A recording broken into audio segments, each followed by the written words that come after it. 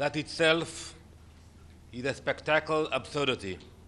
The same regime whose supreme leader calls for the extermination of Israel and the United States, whose operatives have plotted assassinations of elected leaders, now send its ambassador to cry victim before the Security Council.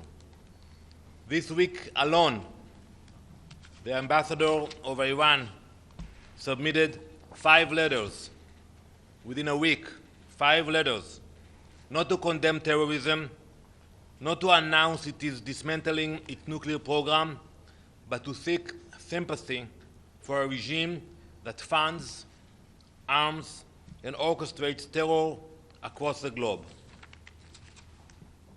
Iran is not under attack. Iran is being stopped. On Wednesday evening, it launched a ballistic missile directly at Soroka Hospital in Beersheba, in the southern part of Israel. This is the largest hospital in the region. Soroka Hospital serves more than 1 million civilians of all backgrounds. This was a war crime, deliberate, indiscriminate, and barbaric. Israel's actions have been precise and compliant with international law. Our targets are military. Our objective is clear: to dismantle the Iranian regime's genocidal capabilities before it is too late. Let there be no misunderstanding. That is not just Israel's fight. This fight is for everyone across the world.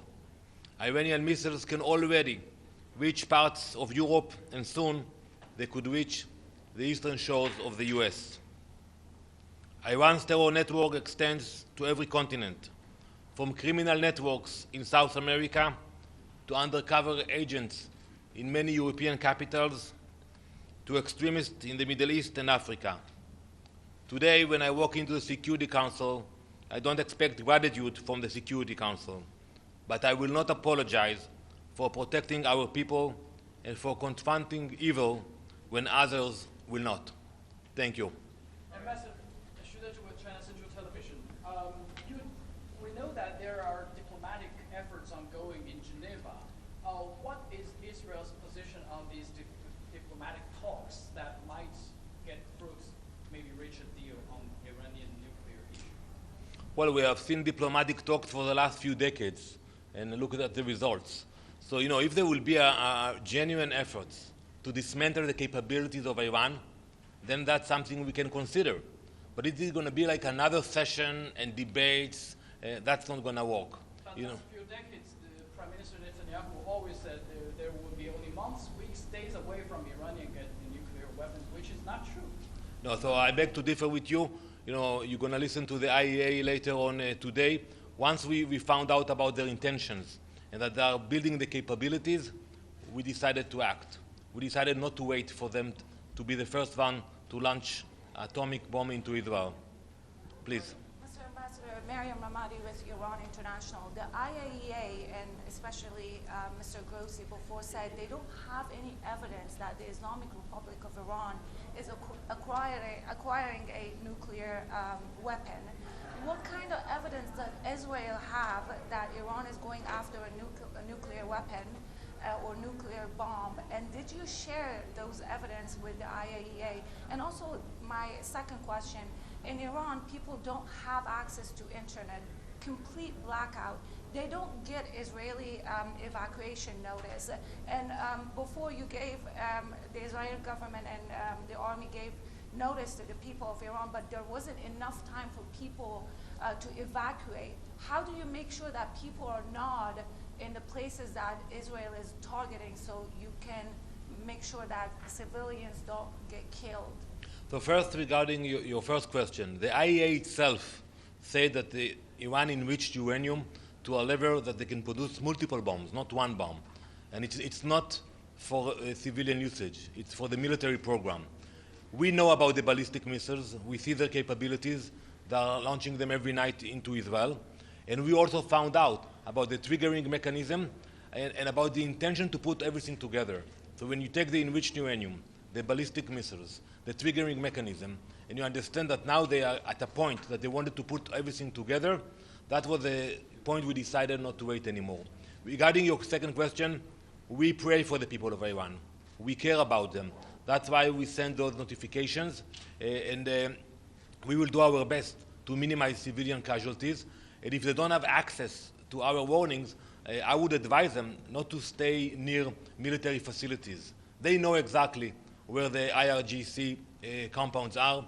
They know exactly where the nuclear reactors are. So my advice to them, and we do care for them, is to not to be next to those facilities. Ambassador, Yes, sir. Chris Reyes with the Canadian Broadcasting. Are you in support of the United States negotiating with Iran? If not, what is your message to the U.S.? And if you are in support of those negotiations, what would you like to see come out of that deal? So as I said earlier, we look at results. And if there will be results that will bring us the security that we need, which means they don't have the capabilities. And the Iranians are the masters of deceptions. They lied for so many years, so we cannot just play the game with them anymore. If it will be like, you know, what happened in Libya, when you had real inspectors who came into Libya, took out everything out, that's a mechanism that can be discussed. But if it is going to be just another round of talks, that's something which we cannot accept. Ambassador, can I follow up? Well, last question, please, yeah. You mentioned, but the director last night said the following: we do not have any indication that there is a systematic program in Iran to produce a nuclear weapon. We know the U.S. estimate back in March saying there is no such thing, stopped in 2003. I just want to emphasize, are you going to share this information that you have, that they were about to dash to a bomb, with the U.S., with the public? So the Director General of the IAEA will speak in a minute in the Security Council. I would advise you to ask him that the amount of uranium that was enriched already in Iran, if it serves civilian usage or a military program. Let him answer that question. We have the information, we have the intelligence that Iran built a military program, not a civilian one, which was not supervised by the IAEA. Thank you very much. Thank you.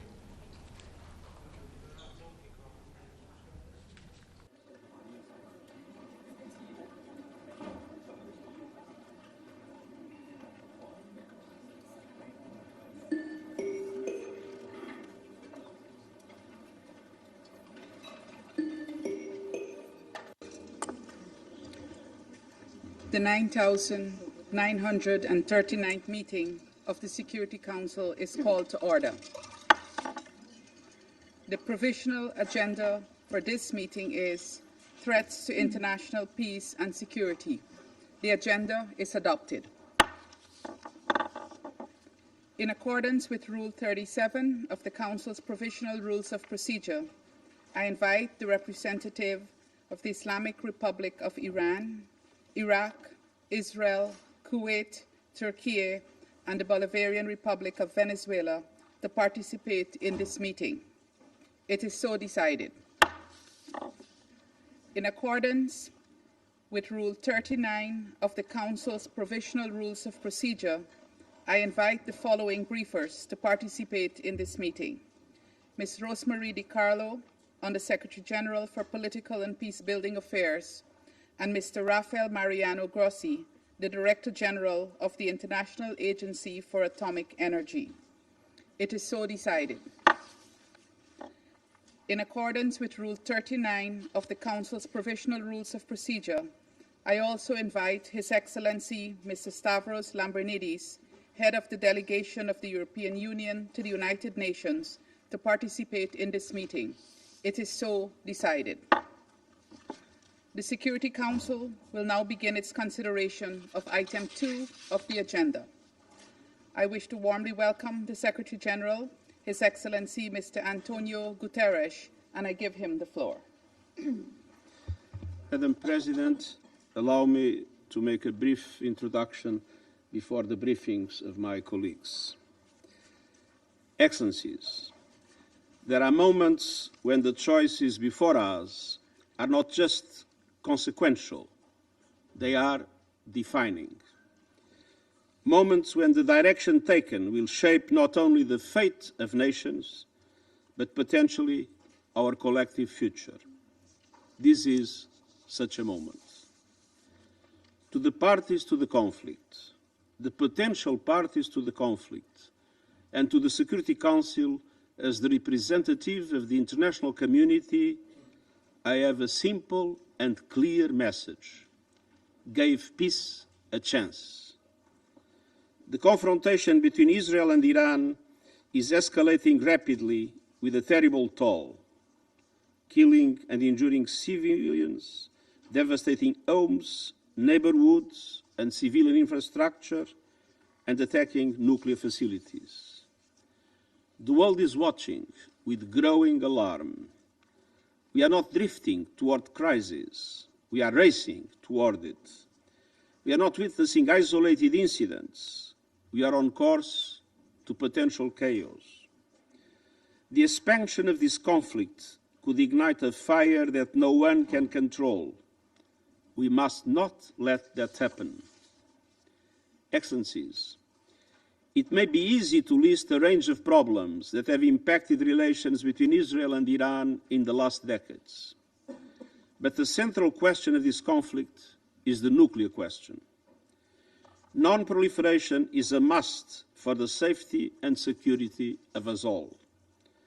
The Non-Proliferation Treaty is a cornerstone of international security. Iran must respect it. And Iran has repeatedly stated that it is not seeking nuclear weapons. But let's recognize there is a trust gap. The only way to bridge that gap is through diplomacy to establish a credible, comprehensible, and verifiable solution, including full access to inspectors of the IAEA as the United Nations technical agency in this field.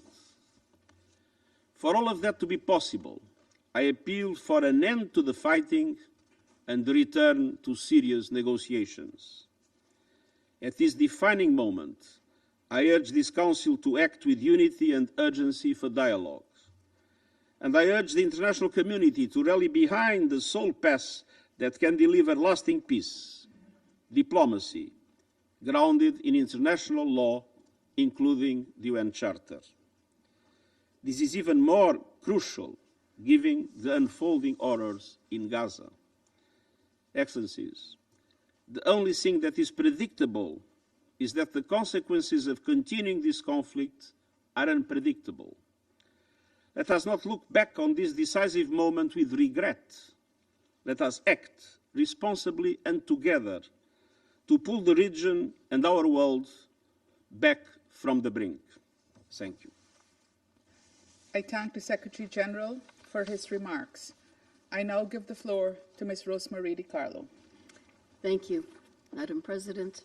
We meet as the scope and scale of attacks in Iran and Israel continue to widen, with grave consequences for civilians in both countries.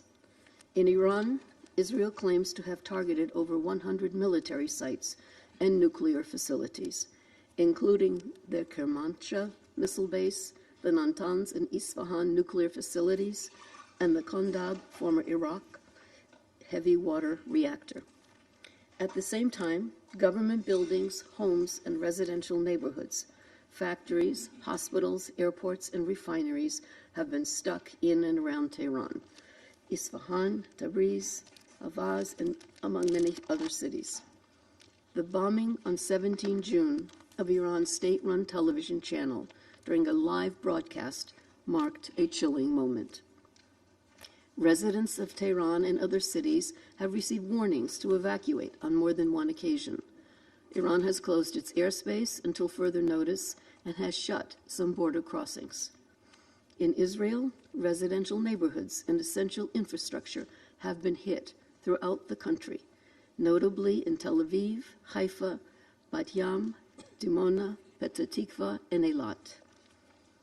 Several civilian sites have been directly impacted by Iran's airstrikes, including the Weizmann Research Institute in Rehovot, the Bazan Petrochemical Complex in Haifa, and yesterday, the Soroka Medical Center in Beersheba. A state of national emergency remains in place, with severe restrictions on air travel. Several areas in the occupied West Bank have also been impacted, and checkpoints and road closures are impacting movement, especially for Palestinians. Throughout the region, airspace remains severely constrained by these exchanges, not only within Iran and Israel, but also throughout Syria, Jordan, Lebanon, Iraq, and beyond. The intensifying cycle of attacks and counterattacks has resulted in hundreds of civilian casualties, including fatalities in both Iran and Israel. According to Iran's Ministry of Health, as of 19 June, 224 people had been killed and more than 2,500 others injured in Israeli strikes across Iran. The health ministry added that 90% of the victims were civilians. Other estimates, based on local non-governmental organizations and human rights groups, suggest the death toll is at least double the official figure. In addition, there have been over 20 high-ranking Iranian military leaders killed, notably the Commander and Chief of Staff of the Iranian Armed Forces, the IRGC Commander-in-Chief, and IRGC Intelligence Chief, as well as several nuclear scientists. We've also received reports of significant displacement out of Tehran, a city of over 12 million residents, resulting in massive traffic jams. Fuel shortages are leading to long queues at patrol stations, sometimes for over 5 hours, further hampering movement. And still, many remain trapped in their homes in Tehran with nowhere to flee. In the absence of bomb shelters on air raid sirens in the city and widespread internet blackouts, further strikes are bound to harm more civilians. In Israel, the Office of the Prime Minister stated that, as of 19 June, Iran's strikes have killed 24 people and injured 915 others, the vast majority civilians. The strikes have also damaged homes, leading to the displacement of Israelis. Madam President, we are teetering on the edge of a full-blown conflict and a humanitarian crisis. International humanitarian law must be respected, including the principles of distinction, proportionality, and precaution in attack. Attacks directed against civilians and civilian objects and indiscriminate attacks are strictly prohibited. Medical personnel and medical facilities, including hospitals, must be respected and protected. We are witnessing in real time the impact of the conflict regionally, with missile launches by the Houthis in Yemen toward Israel and heightened tensions involving armed groups in Iraq. With each passing day of fighting, the danger, particularly for civilians, grows. Interceptions and explosives falling short have been reported over Lebanon, Jordan, Iraq, and Syria, sending debris into populated areas, sowing fear and uncertainty. Any further expansion of the conflict could have enormous consequences for the region and for international peace and security at large. The fallout of the conflict is also economic. We cannot discount the global impact of a potential disruption of trade through the Strait of Hormuz, described by the World Bank as the world's most critical oil passageway. Trade through this vital route has already fallen by 15% amid heightened tensions starting in late 2023. Madam President, International Atomic Energy Agency Director General Grossi will address this Council shortly. Allow me at this juncture to express our appreciation to the IAEA and its staff still on the ground in Iran. We also convey our deepest gratitude to our colleagues who have continued to stay and deliver. At the center of the ongoing conflict are concerns about Iran's nuclear program. As the Secretary-General has stated, the best way to address these concerns is through dialogue leading to a negotiated solution. But the window to prevent a catastrophic escalation and achieve a peaceful resolution has not yet closed, as demonstrated by positive recent openings for diplomacy. We welcome in this regard the talks between the foreign ministers of France, Germany, the the United Kingdom, and Iran in Geneva today. We strongly encourage such efforts. We must pursue every possible opportunity to de-escalate, to cease the hostilities, to settle disputes by peaceful means. The charter that binds all of us mandates it. The imperative for diplomacy has seldom been greater. Thank you, Madam President. I thank Ms. Di Carlo for her briefing, and I now give the floor to Mr. Rafael Mariano Grossi.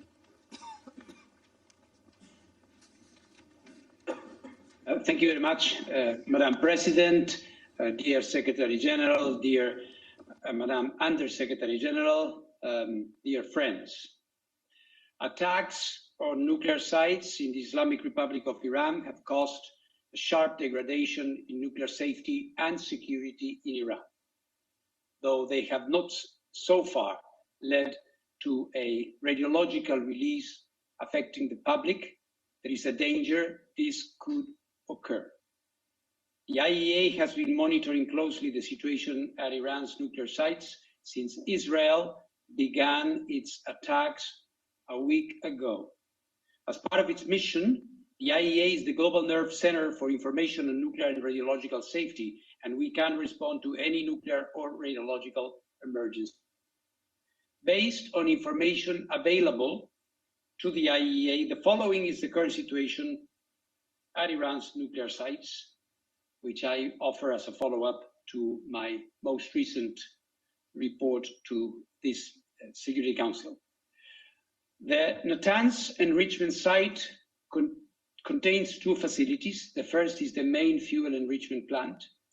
The initial attacks on the 13th of June targeted and destroyed electricity infrastructure at the facility, including an electrical substation, the main electric power supply building, an emergency power supply, and backup generators.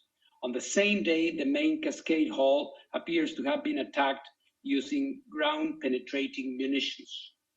Second facility at Natanz is the pilot fuel enrichment plant. It consists of above-ground and underground cascade halls. On the 13th of June, the above-ground part was functionally destroyed, and the strikes on the underground cascade halls were seriously damaging.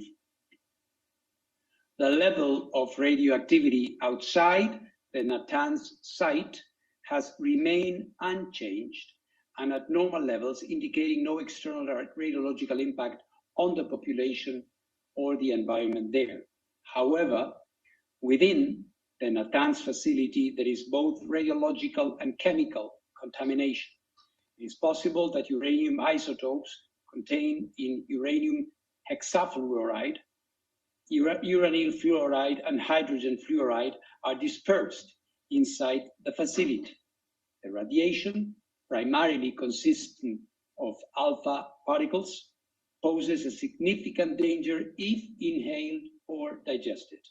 This risk can be effectively managed with appropriate protective measures, such as using respiratory devices. The main concern inside the facility is chemical toxicity. Fordow is Iran's main enrichment location for enriching uranium at 60%. The agency is not aware of any damage at Fordow at this time. At the Esfahan nuclear site, 4 buildings were damaged in last Friday's attack: the Central Chemical Laboratory, a uranium conversion plant, the Tehran reactor fuel manufacturing plant, and the enriched uranium metal processing facility, which was under construction. No increase of off-site radiation levels was reported. In Natanz, the main concern here is chemical toxicity. The Condab heavy water research reactor under construction in Arak was hit on the 19th of June.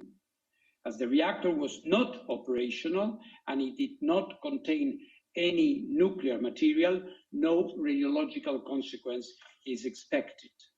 The nearby heavy water production plant is also assessed to have been hit. and similarly, no radiological consequence is expected. As stated in the IEA's update of 18th June at the Tehran Research Center, one building where advanced centrifuge rotors were manufactured and tested was hit. At the Karaj workshop, two buildings where different centrifuge components were manufactured were destroyed. There was no radiological impact internally or externally. Let me now refer to the Bushehr nuclear power plant. This is the nuclear site in Iran where the consequences of an attack could be most serious. It is an operating nuclear power plant, and as such, it hosts thousands of kilograms of nuclear material. Countries of the region have reached out directly to me over the past few hours to express their concerns, and I want to make it absolutely and completely clear. In case of an attack on the Bushehr nuclear power plant, a direct hit would result in a very high release of radioactivity to the environment. Similarly, a hit that disabled the only two lines supplying electrical power to the plant could cause its reactor's core to melt, which could result in a high release of radioactivity to the environment. In the worst case, both scenarios would necessitate protective actions, such as evacuations and sheltering of the population, or the need to take stable iodine with a reach extending to distances from a few to several hundred kilometers. Radiation monitoring would need to cover distances of several hundred kilometers, and food restrictions may need to be implemented. Any action against the Tehran nuclear research reactor could also have severe consequences, potentially for large areas of the city of Tehran and its inhabitants. In such a case, protective actions would need to be taken. I continue to provide public updates about the developments at all these sites and their possible health and environmental consequences. The agency is, as Madam Undersecretary had kindly reminded, is and will remain present in Iran, and inspections there will resume as required by Iran's safeguards obligations under its NPT safeguards agreement as soon as safety and security conditions allow. In this context, let me restate that the safety of our inspectors is of utmost importance. The host country has a responsibility in this regard, and we expect every effort to be made to ensure that their security and their communication lines with the IAEA headquarters will be maintained. As stated in my most recent report to the agency's Board of Governors, and based on inspections conducted at the relevant facilities since then, Iran's uranium stockpiles remain under safeguards in accordance with Iran's comprehensive safeguards agreement. You may recall that more than 400 kilograms of this stockpile is uranium enriched up to 60% of uranium-235. It is essential that the agency resumes inspections as soon as possible to provide credible assurances that none of it has been diverted. Importantly, any special measures by Iran to protect its nuclear material and equipment must be done in accordance with Iran's safeguards obligation and the agency. Therefore, it is of paramount importance that the agency's inspectors are allowed to verify that all relevant materials, especially those enriched to 60%, are accounted for. Beyond the potential radiological risks, attacks on such materials would make this effort, of course, more difficult. Madam President, the IAEA has consistently underlined, as stated in its General Conference resolutions, that armed attacks on nuclear facilities should never take place and could result in radioactive releases with grave consequences within and beyond the boundaries of the state which has been attacked. I therefore again call on maximum restraint. Military escalation threatens lives and delays indispensable work towards a diplomatic solution for the long-term assurance that Iran does not acquire a nuclear weapon. Madam President, the presence, support, analysis and inspections of technical experts are crucial to mitigating risks to nuclear safety and security. That is true during peacetime and even more so during military conflict. For the second time in 3 years, we are witnessing a dramatic conflict between two UN and IAEA member states in which nuclear installations are coming under fire and nuclear safety is being compromised.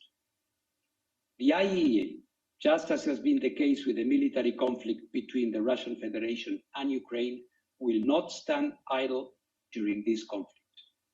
As I stated in this chamber just a few days ago, I am ready to travel immediately and to engage with all relevant parties to help ensure the protection of nuclear facilities and the continued peaceful use of nuclear technology in accordance with the agency mandate, including by deploying agency nuclear safety and security experts, in addition to our safeguards inspectors in Iran, wherever necessary. For the IAEA to act, a constructive professional dialogue is needed. I urge the members of this council to support us in making it happen sooner rather than later. The IAEA must receive timely and regular technical information about affected nuclear facilities and their respective sites. I urge in this regard the Iranian regulatory authorities to continue a constructive dialogue with the IAEA Incident and Emergency Center, which has been operating 24/7 since the beginning of this conflict. Nuclear facilities and material must not be shrouded by the fog of war. Yesterday, there was an incorrect statement to the media by an Israeli military official that the Bushehr nuclear power plant had been attacked. Though the mistake was quickly identified and the statement retracted, the situation underscored the vital need for clear and accurate communication, and the agency's unique role in providing it in a technically accurate and politically impartial way is obvious. Let me conclude by assuring the international community of the IAEA's continued support at this very grave time. A diplomatic solution is within reach if the necessary political will is there. Elements for an agreement have been discussed. The IAEA can guarantee through a watertight inspection system that nuclear weapons will not be developed in Iran. They can form the basis of a long-standing agreement that brings peace and avoids a nuclear crisis in the Middle East. This opportunity should not be missed.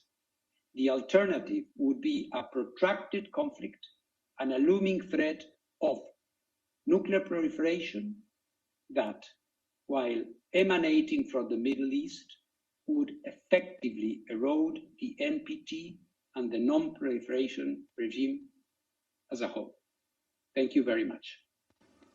I thank Mr. Grossi for his briefing. I now give the floor to those council members who wish to make statements. I give the floor to the representative of China.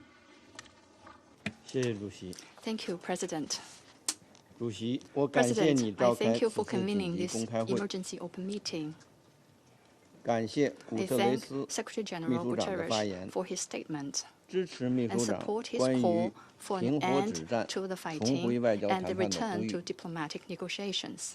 感谢 I 迪卡 thank 洛副秘书长 Undersecretary-General 和 De 格罗西 Carlo 总 and 干事的通报。 Director-General Grossi for their briefings.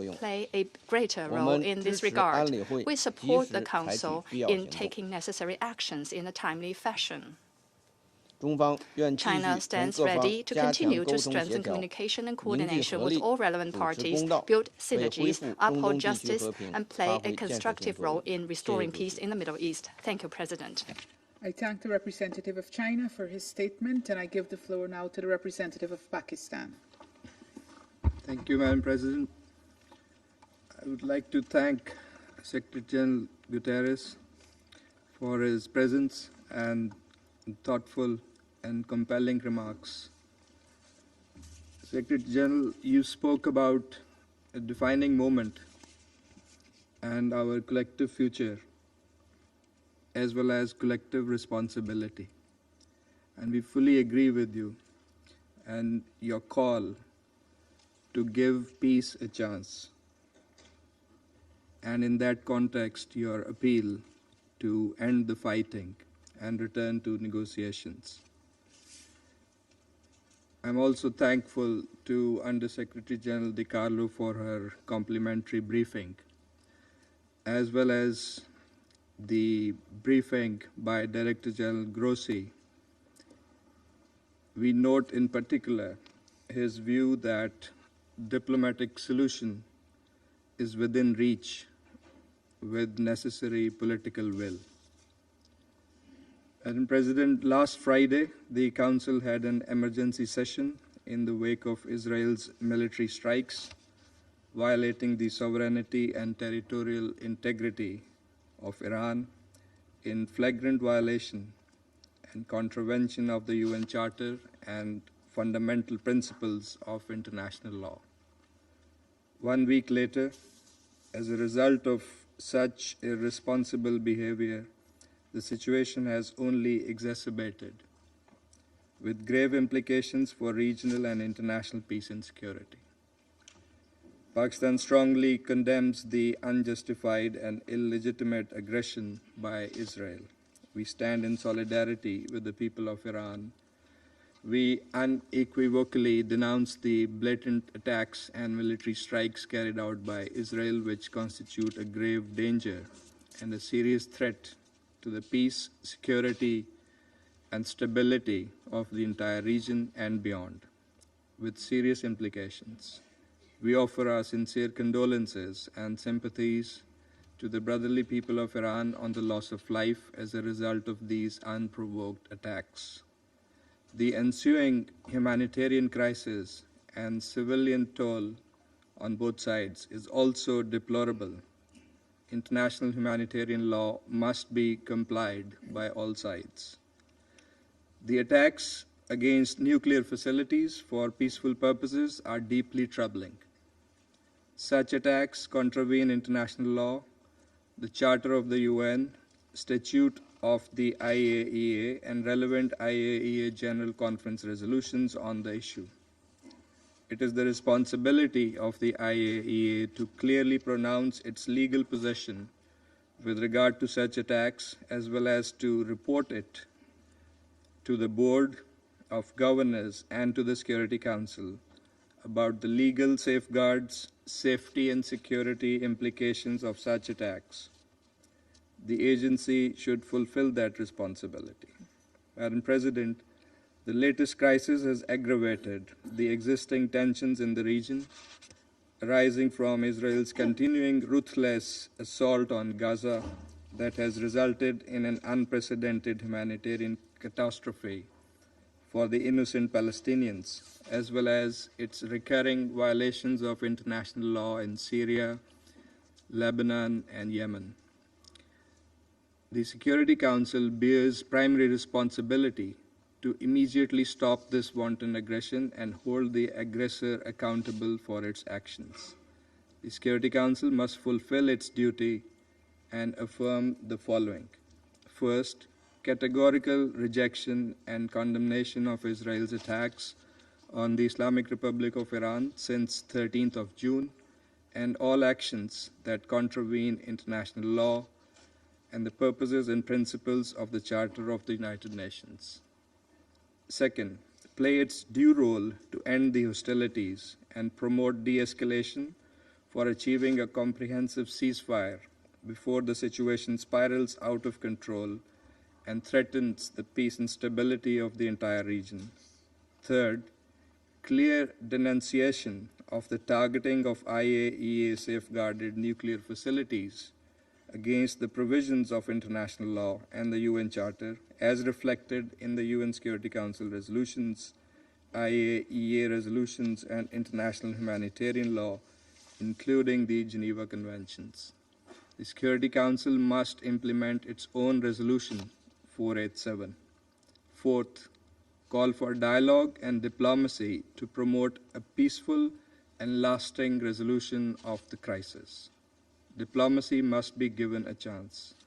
Madam President, regrettably, Israeli unlawful strikes against Iran came at the time of intense diplomatic engagement on Iran's nuclear issue. These illegal actions must not be allowed to scuttle that dialogue. Parties must swiftly return to the path of negotiations, which is the only viable means to reach a sustainable agreement regarding the Iranian nuclear program. We note the willingness expressed by the United States to keep the door for negotiations open. We also take note of the dialogue between the E3 and Iran. We hope that the diplomatic efforts and engagements will bear fruit.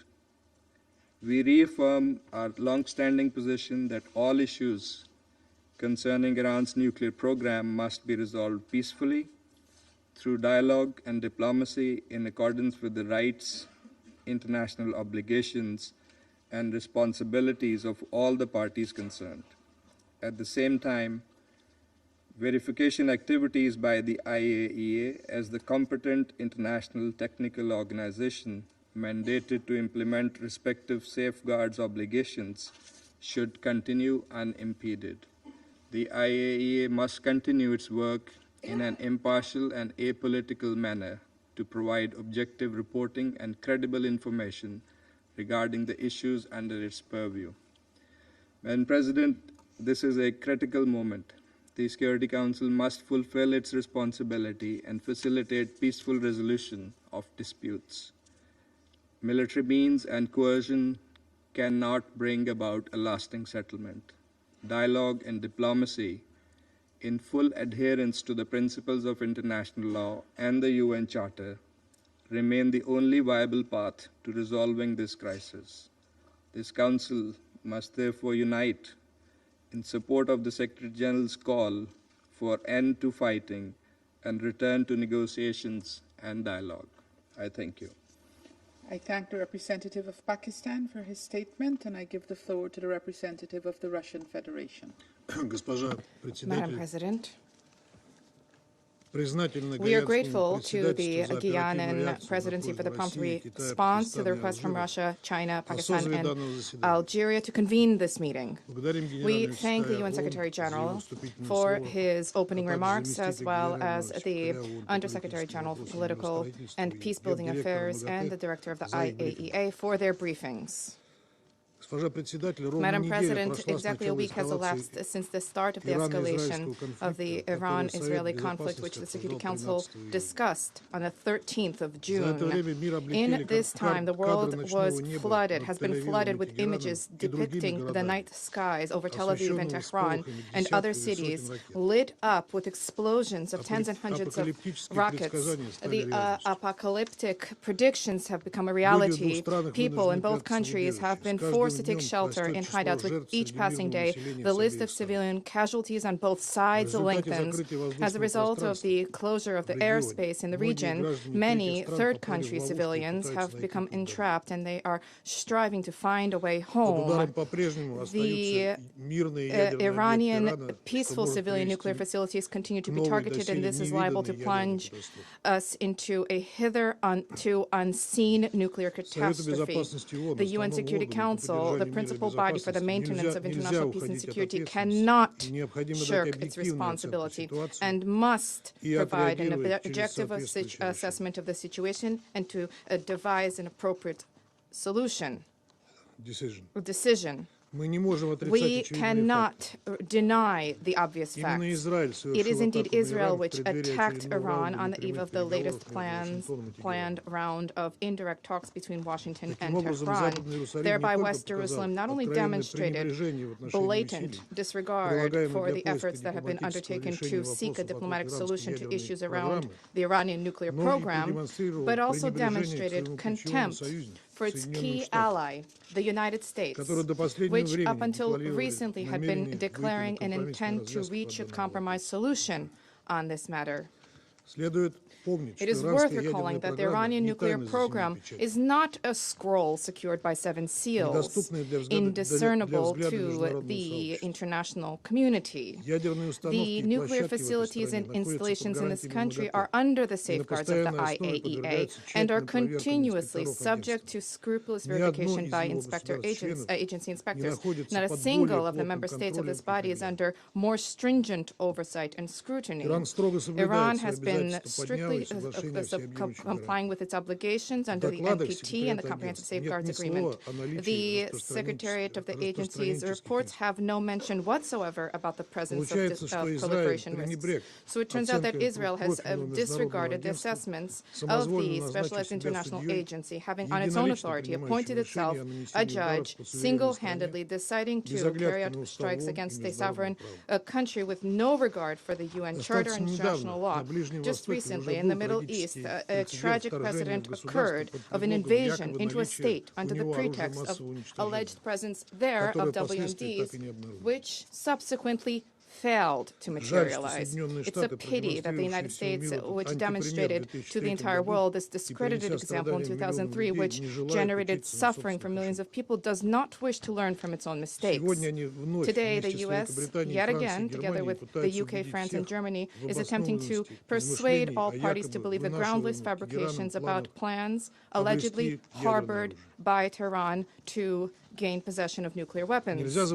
Nor can we forget the fact that the attack on Iran was carried out at the time when the entire world observed with horror the ongoing man-made disaster which was unfolding in Gaza and continues to unfold in Gaza, and was condemned the ongoing humanitarian blockade of the Strip and was awaiting the high-level conference in support of the two-state formula under the aegis of the United Nations in accordance with General Assembly resolutions. Instead of reverting back to the sole possible negotiated peaceful settlement of Palestine, Israeli military political leadership raised the stakes and expanded the geography of the conflict in the region. Perhaps the Western Jerusalem's calculations also are to have the new military misadventure detract the international community's attention away from the crimes perpetrated by Tzahal in Gaza and the West Bank. We have seen highly perilous attempts to drag third countries into this confrontation, and this, as was rightly noted by the Secretary-General, would have colossal consequences not just for the stakeholders and the parties engaged, but for the entire region and international peace and security as a whole. We concur with Mr. Guterres' position about the need to avoid internationalization of the conflict. Madam President, the present escalation around Iran did not start yesterday. Having attacked the country, Israel first received a direct pass from a host of Western states. The rhetoric uttered by British, French, and German diplomats in the lofty chambers of the UN Security Council and the IAEA Board of Governors are equally dangerous, just as dangerous as the deadliest weaponry, the blatant blackmail of the leadership of the agency in order to compel it to draft a vague so-called comprehensive assessment on the Iranian nuclear program, pushing through biased anti-Iranian resolutions at the IAEA Board of Governors. All of this made those countries effectively complicit in the Israeli aggression. Let's recall that this specific IAEA report was one of the justifications used by Israeli leadership for the attack on Iraq. What is telling in this connection is a cynical statement from the German Chancellor, Mr. Merz, about, and I quote, Israel doing the dirty work for us. End of quote. The fact that the launch buttons are being pressed by West Jerusalem does not absolve Washington, London, Paris, and Berlin from responsibility for what is taking place. Russia views the ongoing intense Israeli attacks targeting civilian objects in Iran as completely unacceptable and unlawful under international law. As a result of these reckless actions, unacceptable threats are being posed to international peace and security. Nuclear facilities cannot be targeted by strikes. We demand that West Jerusalem immediately cease attacks and raids on Iran, first and foremost the nuclear facilities which are under the protection of the IAEA. We expect that the agency leadership will draft in short order a detailed written report and response to the reports for consideration of the IAEA Board of Governors and the Security Council with a frank assessment of the damage sustained by Iran's nuclear and energy facilities, as well as the safeguards application in that country, including in the context of the presence of inspectors there, inspectors whose lives were under imminent threat. We take note of the clear Iranian statements about its steadfast commitment to obligations under the NPT and a willingness to resume contact with Washington to forge possible solutions that dispel all baseless suspicions and biases vis-à-vis Tehran's nuclear program under the condition that Israeli attacks cease. We support this position. We share the Secretary-General's call for an immediate de-escalation resulting in a ceasefire. We firmly believe that a resolution can be provided for in a sustainable way only through diplomacy and negotiations. The goals of nuclear non-proliferation, whose cornerstone is the NPT, cannot and must not be attained through aggression at the cost of innocent lives. We believe that solutions whereby Iran's right to peaceful nuclear activity and Israel's unconditional safety and security will simultaneously be upheld are feasible and attainable. We have conveyed these options to our U.S. and Israeli colleagues as well as Iranian partners.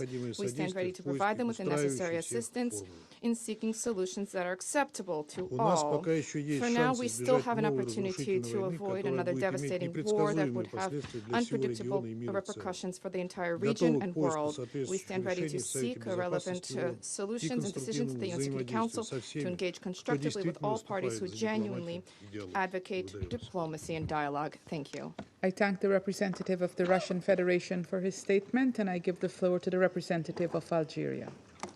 Thank you, Madam President. First, I wish to express our appreciation to you for convening this urgent meeting, the second within a week, which underscores the seriousness of the situation before us. I thank the Secretary-General for his remark and his personal engagement toward peace and stability in the region. And we echo your call for dialogue and for ending the fighting.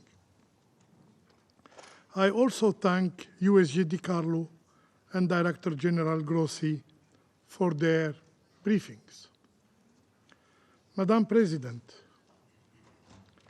Israel's attack against Iran is an unprovoked and unjustified act. It constitutes a flagrant violation of the Charter of the United Nations. This is an attack on nuclear facilities under IAEA safeguard. If these guarantees and even the presence on the ground of international inspectors cannot guarantee the protection of such installations, then the credibility of the entire nuclear non-proliferation regime is called into question. If those entrusted with upholding this regime are unable or unwilling to condemn and denounce such violations, they must ask themselves, what is their purpose? And are they truly fulfilling their responsibilities? We must resist any attempt to justify what in essence is an act of aggression against a sovereign member state of the United Nations. Any misleading narrative is unacceptable. As Director General Grossi stated in an interview with CNN, we, the IAEA, did not have any proof of a systematic effort to move into a nuclear weapon. End of quote. These words merit our full attention. Madam President, it is imperative that everyone returns to a path of reason. Negotiation between the E3, the European three, and Iran. Negotiation between US and Iran with the facilitation of Oman remain a viable and a constructive option available for diplomacy. Algeria has always believed in the power of dialogue, and we echo the call of the Secretary-General in this regard. Even in time of heightening tension, mediation and Charter's principle remain our unique, viable tools. Let me quote the Charter. All members shall settle their international dispute by peaceful means. End of quote.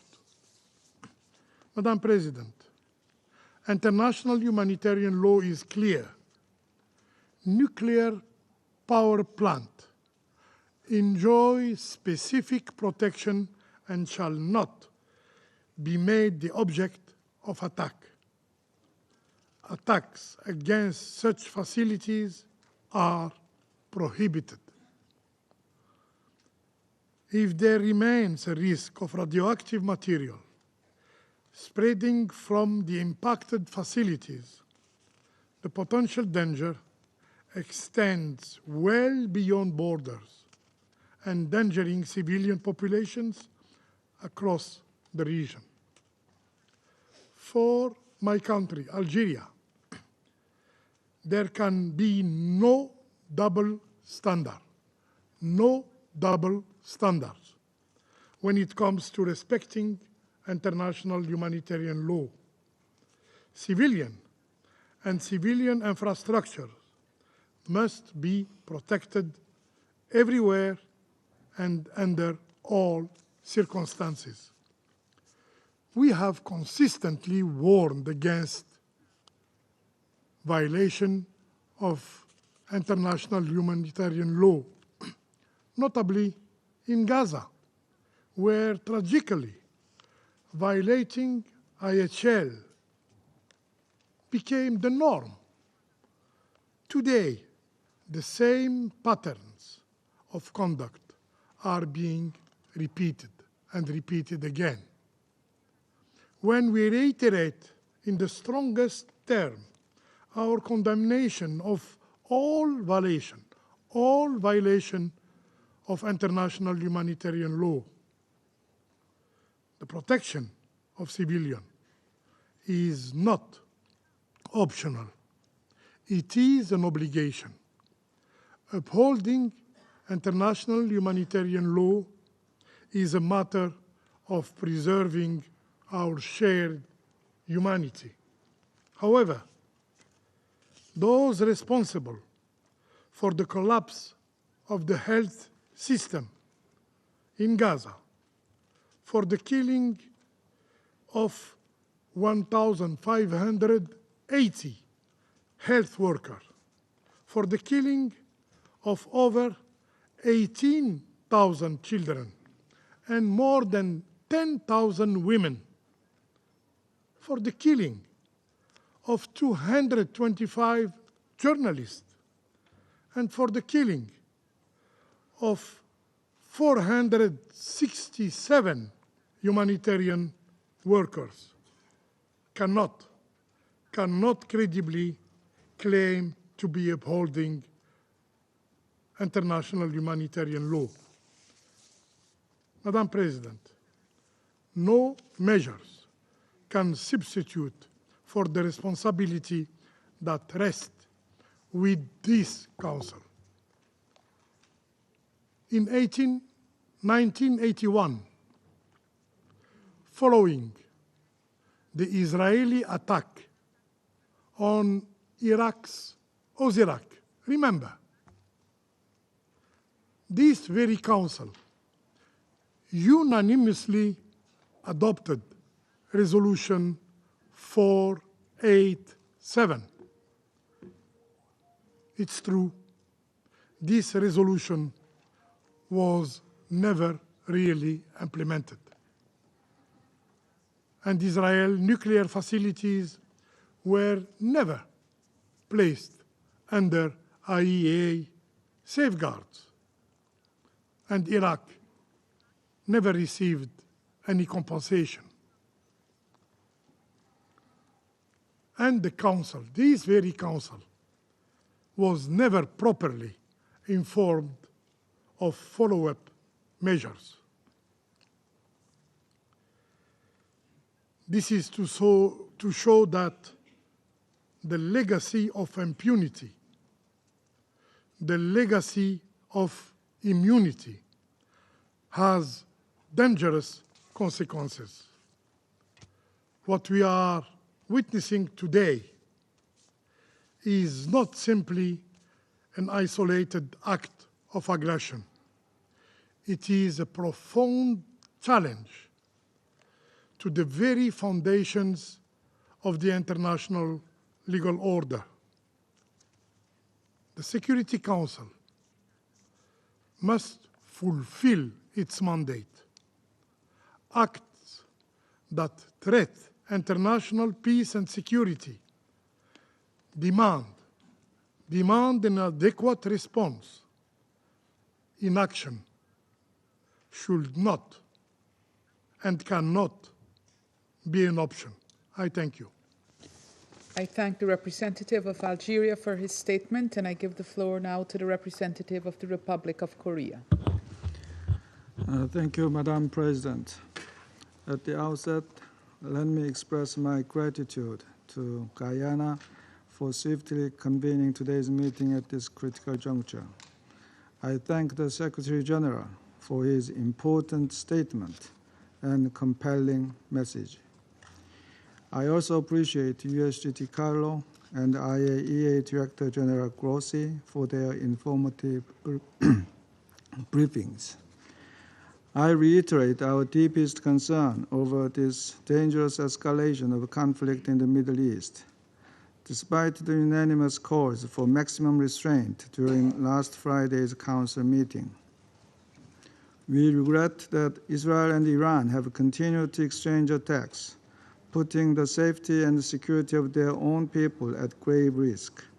The government of the Republic of Korea condemns all actions that further aggravate the worsening situation.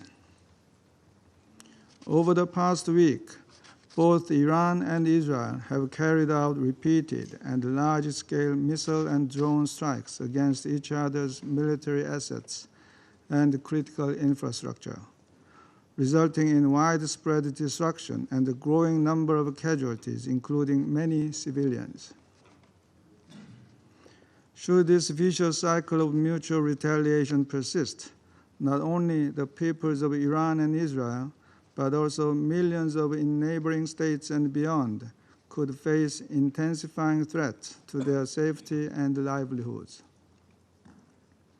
The region's instability is also generating negative impacts on maritime security, as well as on global energy markets and supply chains, risking the economic security of the whole world. Madam President, in recent days, we have repeatedly heard the positions of both sides. What is important, however, is that all member states should respect the international law and the UN Charter, uphold the global non-proliferation regime, and work towards the promotion of international peace and stability. This is precisely the core mandate of the Security Council and the very reason we have reconvened here today. As repeatedly voiced in this chamber, the protection of civilians in armed conflicts is not optional. This is a legal obligation and a moral imperative we cannot afford to neglect. The indiscriminate use of explosive weapons in populated areas and on civilian facilities, including hospitals, must cease immediately. In addition, we reiterate concerns that attacks on nuclear facilities can have serious implications for nuclear safety, security, and safeguards. In this regard, we commend the IAEA's prompt establishment of a task force and continued reporting on the management of affected facilities. Appropriate assessments by the IAEA of potential risks, such as radioactive releases from further possible attacks on nuclear facilities, would be highly welcomed. Madam President, as a country that has long faced mounting nuclear and missile threats from its neighbor, the Republic of Korea does not view this situation as a distant issue confined to the Middle East. The international community remains unconvinced of the exclusively peaceful nature of Iran's nuclear program, and this issue should be clearly addressed. We must take the grave consequences of potential nuclear proliferation seriously. At the same time, we should recognize that military measures cannot be the ultimate solution to addressing proliferation concerns or securing long-term peace and security anywhere in the world. How Iran's nuclear issue is resolved carries significant implications for us all. We take note that the key parties have publicly maintained that they remain open to diplomacy. We sincerely hope that the talks among the foreign ministers of the United Kingdom, France, Germany, and Iran in Geneva today will achieve a timely outcome to navigate through this precarious situation and open another window for diplomacy. The Republic of Korea implores all parties to exercise both wisdom and determination to urgently resolve these immensely tough challenges. Thank you. I thank the representative of the Republic of Korea for his statement, and I give the floor to the representative of the United States. Thank you, Madam President. And thank you, Secretary-General, for your introductory remarks, and Undersecretary-General Rosemary DiCarlo and Director-General Rafael Grossi for your briefings. DG Grossi, we commend the IAEA team for their professionalism in implementing the agency's critical responsibilities, especially during this complex and evolving situation. Colleagues, we meet at a decisive moment in the Middle East, convening amid an intensifying conflict between Israel and Iran. It is not too late for the government of Iran to do the right thing. President Trump has been clear in recent days that Iran's leadership must completely abandon its nuclear enrichment program and all aspirations of acquiring a nuclear weapon. The Iranian government has long posed a constant menace to the peace and security of its neighbors and the entire world, which this council is charged to maintain. The Iranian government has repeatedly called for Israel's destruction and for, and I quote, death to America. They have launched direct and proxy attacks on Israeli civilians, including most recently on southern Israel's largest hospital, and just recently, in the last couple hours, on Haifa. Israel's government has also spread chaos, terror, and suffering throughout the region. Iran's government has also spread chaos, terror, and suffering throughout the region. Let us not forget that the Iranian government was an enabling and ideological material force behind Hamas's deadly assault on Israel in October 2023. And it twice attacked Israel last year with hundreds of ballistic missiles. The Iranian government also encouraged its terrorist proxy, Hezbollah, to open a northern front from Lebanon and enabled Houthi rebels in Yemen to become a menace to global trade and freedom of navigation, and to launch long-range missiles endangering civilians in Israel. In January 2024, a drone attack from an Iran-backed terrorist group on a U.S. military facility in Jordan killed 3 American service members. Enough is enough. President, as the leaders from the Group of Seven stated earlier this week, Iran is the principal source of instability and terror in the Middle East. The G7 also reaffirmed the right of Israel to defend itself. While the United States was not involved in Israel's strikes, let there be no doubt that the United States continues to stand with Israel and supports its actions against Iran's nuclear ambitions. Iran's leaders could have avoided this conflict had they agreed to a deal that would have prevented them from ever obtaining a nuclear weapon. But they refused to do so, choosing instead to delay and deny. We can no longer ignore that Iran has all that it needs to achieve a nuclear weapon. All it needs is a decision from their supreme leader. That is unacceptable, and this Council must urge them to change course. The government of Iran has nothing to gain by escalating their rhetoric toward the IAEA, launching missiles at civilians, threatening neighbors, or pursuing nuclear weapons.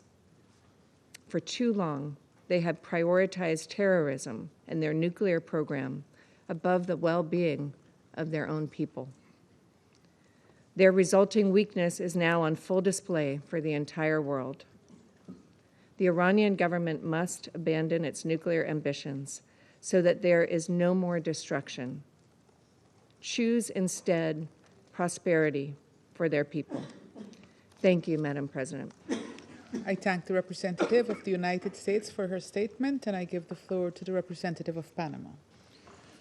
Gracias, señora Presidenta. Thank you, Madam President. Saludamos y We agradecemos al greet Secretario and General thank de las the Naciones Secretary-General of the Unidas, United Su Nations, Excelencia His Excellency António Guterres, por for su contundente his mensaje unambiguous en el que message. ha instado During a that message, ofrecerle he una oportunidad urged a an la paz. opportunity to be given to peace. Extendemos He nuestro said, give agradecimiento a la peace a Secretaria General chance. We Adjunta also por wish to extend our solicitarlo thanks to al USG Director Rosemary General del DiCarlo, Organismo the Director Internacional General de of the Energía International Atómica, Atomic Rafael Grossi, Energy Agency, por Rafael sus Grossi. We presentaciones, thank them both for their así como a las briefings. We delegaciones aquí also representadas thank que delegations nos here distinguen present hoy con that su participación. honor us with their presence. La reunión de hoy Today's meeting responde al is llamado a de la comunidad response internacional to the a exhortar a las partes international community's involucradas appeal to a urge adoptar parties medidas en involved to dirección adopt a la measures desescalada del aimed at conflicto, de-escalating the cuyo conflict. acelerado desarrollo The aterra. conflict has picked Hemos up sido pace, testigos and that is a del source lamentable of despliegue de great ataques fear. que han We causado la have pérdida witnessed de vidas the civiles, regrettable entre staging of ellos attacks that have mujeres, claimed niños civilian y lives, niñas, including the lives convirtiendo a of la women, boys, población and civil girls. That en la has made principal the civilian víctima de este population the conflicto. primary victim of this El Consejo de conflict. Seguridad The tiene Security nuevamente Council hoy today, once el deber de again, encontrar has the mecanismos duty a to través del find mechanisms multilateralismo through para construir multilateralism una to solución a craft a este asunto, solution to this como se matter. logró hace una It década did just that con la successfully a implementación decade de ago with the Resolución implementation 2231. of Resolution Durante los últimos 2231. meses In recent hemos months, podido we observar have seen cómo se desarrollaron numerosas several rondas de rounds of negotiations que take tenían place. como The objetivo goal of these encontrar una negotiations solución was to diplomática find a al diplomatic programa solution nuclear de to Irán. Iran's nuclear Tal como program. lo ha señalado el As Secretario was General, indicated by la the diplomacia, Secretary-General, las diplomacy, negociaciones y el negotiations, diálogo and dialogue son las are únicas the vías only para ways alcanzar to achieve solutions. Consequently, we urge all parties to heed that message from the Secretary-General and resume a genuine process of negotiation that will make it possible to move towards an agreement which is in accordance with the norms of international law. There are no perfect agreements or negotiations. They don't exist. Nevertheless, it is through serious, constructive dialogue and through commitment that significant progress can be made towards just and lasting solutions. Moreover, we reaffirm the mandate of the International Atomic Energy Agency as the technical body, competent technical body charged with verifying compliance with nuclear obligations. Madam President, we are witnessing a conflict in which it appears that the distinction between critical infrastructures and military targets has grown blurred. Consequently, we urgently and responsibly appeal to all parties to uphold international law and international humanitarian law. It is of pivotal importance to protect and look after the civilian population and to guarantee respect for critical infrastructure. With this in mind, we recall that nuclear facilities must not be attacked under any circumstances, particularly those that are already under the monitoring and verification from the IAEA within the framework of the Joint Comprehensive Plan of Action. We cannot allow acts of this kind to become acceptable within international law. The risks to the civilian population are too great because an incident of this kind could cause the release of radioactive material, and that would have grave consequences in terms of radiological contamination. That would be a risk to people and the environment and would have an unprecedented regional impact. At this critical juncture, it is vital that this Council take resolute, coherent action, such as to ensure that its action creates credibility, which in turn guarantees an immediate cessation of hostilities and full respect for the principles of international law. I thank you, Madam President. I thank the representative of Panama for his statement, and I give the floor now to the representative of Sierra Leone. Thank you, Madam President, and I thank you for convening this emergency meeting of the Security Council on the escalating conflict between Israel and Iran. We thank His Excellency Mr. António Guterres, Secretary-General of the United Nations, for his powerful reminder of this Council's responsibilities, as well as Mr. Rafael Grossi, Director General of the IAEA, and Ms. Rosemary DiCarlo, Under Secretary General for Political and Peacebuilding Affairs, for their timely and insightful briefings. This request for this meeting underscores the gravity of the recent regrettable developments, coupled with the expectation that the Council, indeed its members, will enable the Council to discharge its primary responsibility for the maintenance of international peace and security. We remain gravely alarmed by the ongoing military strikes by Israel against Iran, as well as the retaliatory strikes by Iran. These hostilities, which began on 13th June, have reportedly claimed the lives of senior Iranian officials, nuclear scientists, and civilians in both Israel and Iran, a toll we deeply find troubling. As we express grave concern regarding the attacks on Iran, we are equally disturbed by reports of strikes against or impacting civilian targets in Israel, including hospitals and emergency services, and in densely populated areas in clear violation of international humanitarian law. These hostilities have displaced families, damaged critical infrastructure, and disrupted essential services. Thousands face the urgent prospect of evacuation. Sierra Leone recalls the obligations of all parties under international humanitarian law, particularly the Fourth Geneva Convention, to protect civilians, medical personnel, and civilian objects at all times. We call for safe corridors for those seeking refuge, unimpeded humanitarian access, and close coordination with relief agencies to ensure the delivery of life-saving assistance. Swift humanitarian action is indispensable, yet it cannot substitute for political solution. The region needs restraint, responsibility, and credible diplomatic initiatives. Sierra Leone aligns itself with the Secretary-General's appeal for the immediate de-escalation, renewed dialogue, and the exercise of maximum restraint. Statesmanship, not brinkmanship, is required. We are therefore heartened and fully welcome the meeting in Geneva today of the foreign ministers of the United Kingdom, France, and Germany, including the EU High Representative and the Iranian Foreign Minister, as part of efforts to ease this conflict. We believe this is a window of opportunity that clearly exists for genuine dialogue and peace to prevail. We recall the binding obligations under international humanitarian law. Article 56 of Additional Protocol 1 of the Geneva Conventions prohibits attacks on works and installations containing dangerous forces, including nuclear, electrical generating stations, if such attacks may cause the release of dangerous forces resulting in civilian losses. The IAEA has also consistently underscored that the safety and security of nuclear facilities must never be compromised by military action. The ongoing hostilities risk triggering a disaster of unimaginable scale. Any military action that endangers nuclear facilities risks severe humanitarian consequences, irreversible environmental harm, and further regional instability with global repercussions.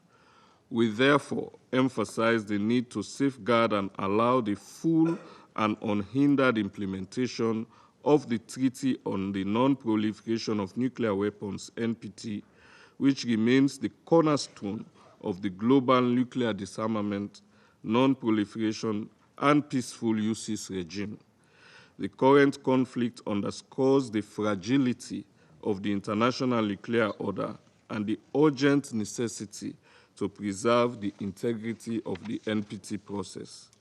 We call upon all states to recommit to the NPT's objectives and to engage constructively in dialogue within its framework.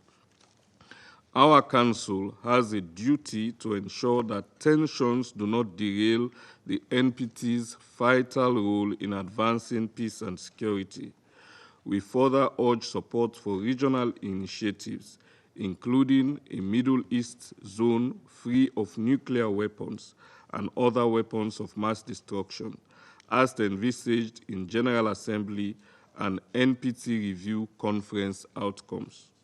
We endorse inclusive diplomatic tracks aimed at restoring structured negotiations on Iran's nuclear program, the JCPOA, and addressing broader regional security concerns, including maritime safety and missile proliferation.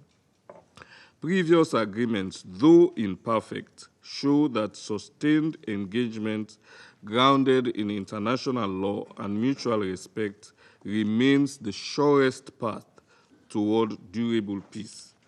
We also support the impartial technical work of the IAEA. Full cooperation by all states, including Iran, with its monitoring and verification mandate is essential to ensure transparency, build confidence, and prevent miscalculation.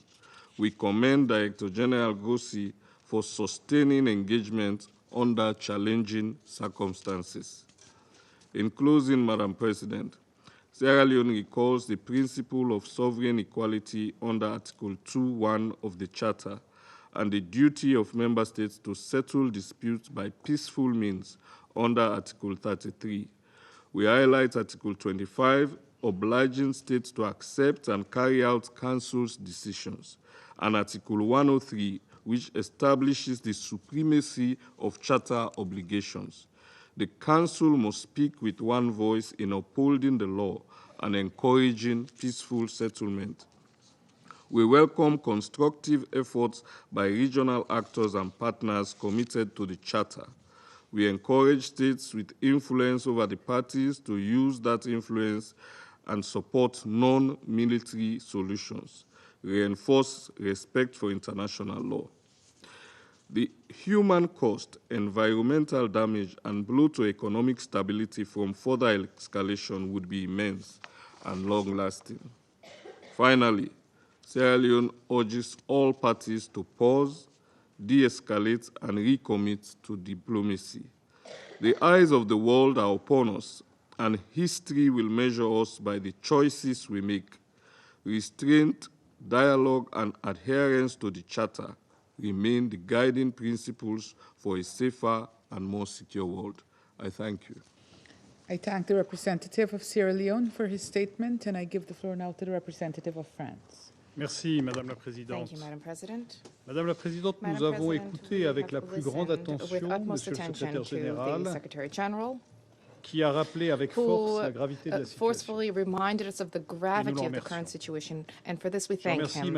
I thank the Undersecretary-General for Political and Peacebuilding Affairs, Madame Di Carlo, as well as the Director General of the IAEA, Mr. Rafael Grossi, for their briefings, which provide us with an assessment of and provides us with an overview of the justification for today's meeting. Israeli strikes against Iran have been ongoing for a week.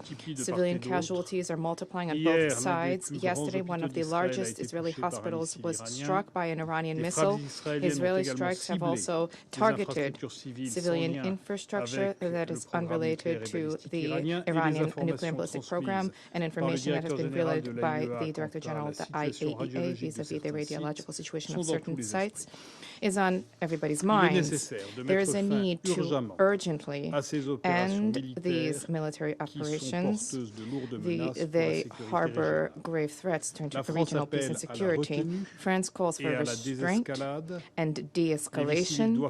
Civilian lives need to be shielded, and there's a need to re-embark upon the path of diplomacy. Mr. Secretary-General stressed that at the heart of this matter lies the nuclear matter. France's position is clear. Iran cannot and must not develop a nuclear weapon. Iran's gaining access to this weapon would generate a threat, first and foremost, for the security of Israel and the entire region, which Iran has been destabilizing for years by delivering its support to armed and terrorist groups. A nuclear Iran would also pose a direct threat to France's and Europe's security interests. This threat is now highly tangible. Hostages of the French state are presently being held in Iran, and Iran has been delivering ballistic missiles and Iranian drones to Russia, and they are being used in its war of aggression against Ukraine. France takes this opportunity to reiterate our call for the immediate release of the two hostages who have been held in Iran over 3 years under unacceptable conditions. Iran gaining access to a nuclear weapon would represent an egregious violation of the Nuclear Non-Proliferation Treaty. This would result in a grave weakening of the international non-proliferation regime, of which the treaty is the cornerstone, and this would prompt other states to engage in an arms race in the region and beyond. And yet Iran has opted to engage in a dangerous escalation of its nuclear program, despite calls for it to respect its international commitments. Iran has accumulated a uranium stockpile that largely exceeds the limitations set under the 2015 agreement. It has generated highly enriched uranium at levels which have no justification, no credible civilian justification, and has established thousands of advanced centrifuges. It goes going beyond the limitations set out under the 2015 agreement, including sites where such activities are prohibited under the Iranian nuclear agreement and the JCPOA. The Director General of the IAEA, in a report published late May, stated that he is not in a position to guarantee the presence of the peaceful nature of the Iranian program. The Board of Governors of the IAEA observed in a resolution adopted on 12 June that Iran was failing to comply with obligations under the NPT.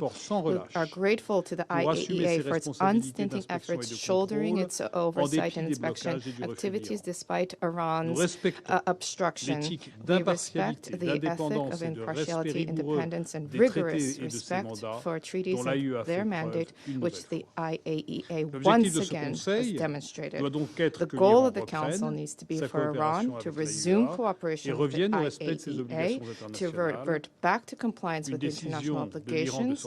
A decision by Iran to withdraw from the NPT would be an unprecedented escalation. However, our responsibility vis-à-vis the suffering civilian populations, our commitment to international law, and the memory of the recent crisis in the Middle East requires to act. There can be no military solution to the Iranian nuclear matter.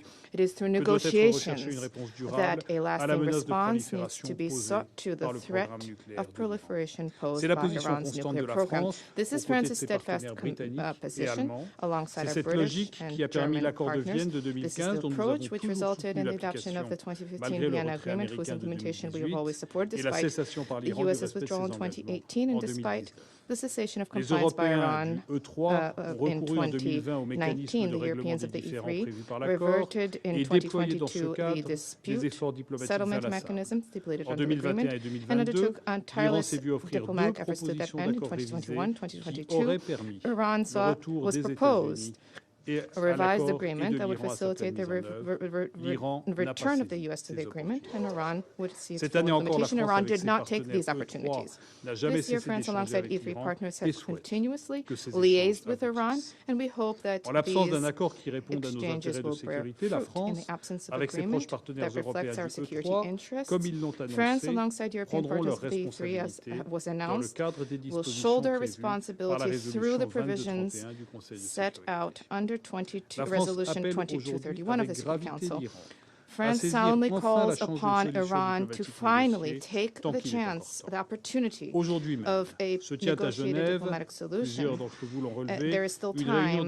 Today in Geneva, a meeting of the E3 ministers, of the High Representative of the EU and the Iranian counterpart is being held to that end. As time is ticking, France, together with close European partners, stands ready to immediately initiate diplomatic negotiations with Iran to ensure that Iran will never gain access to the nuclear weapon and to end this conflict. There's a need to reach agreement on a robust, verifiable, sustained agreement, which is critical to ensure the purely peaceful nature of the Iranian nuclear program.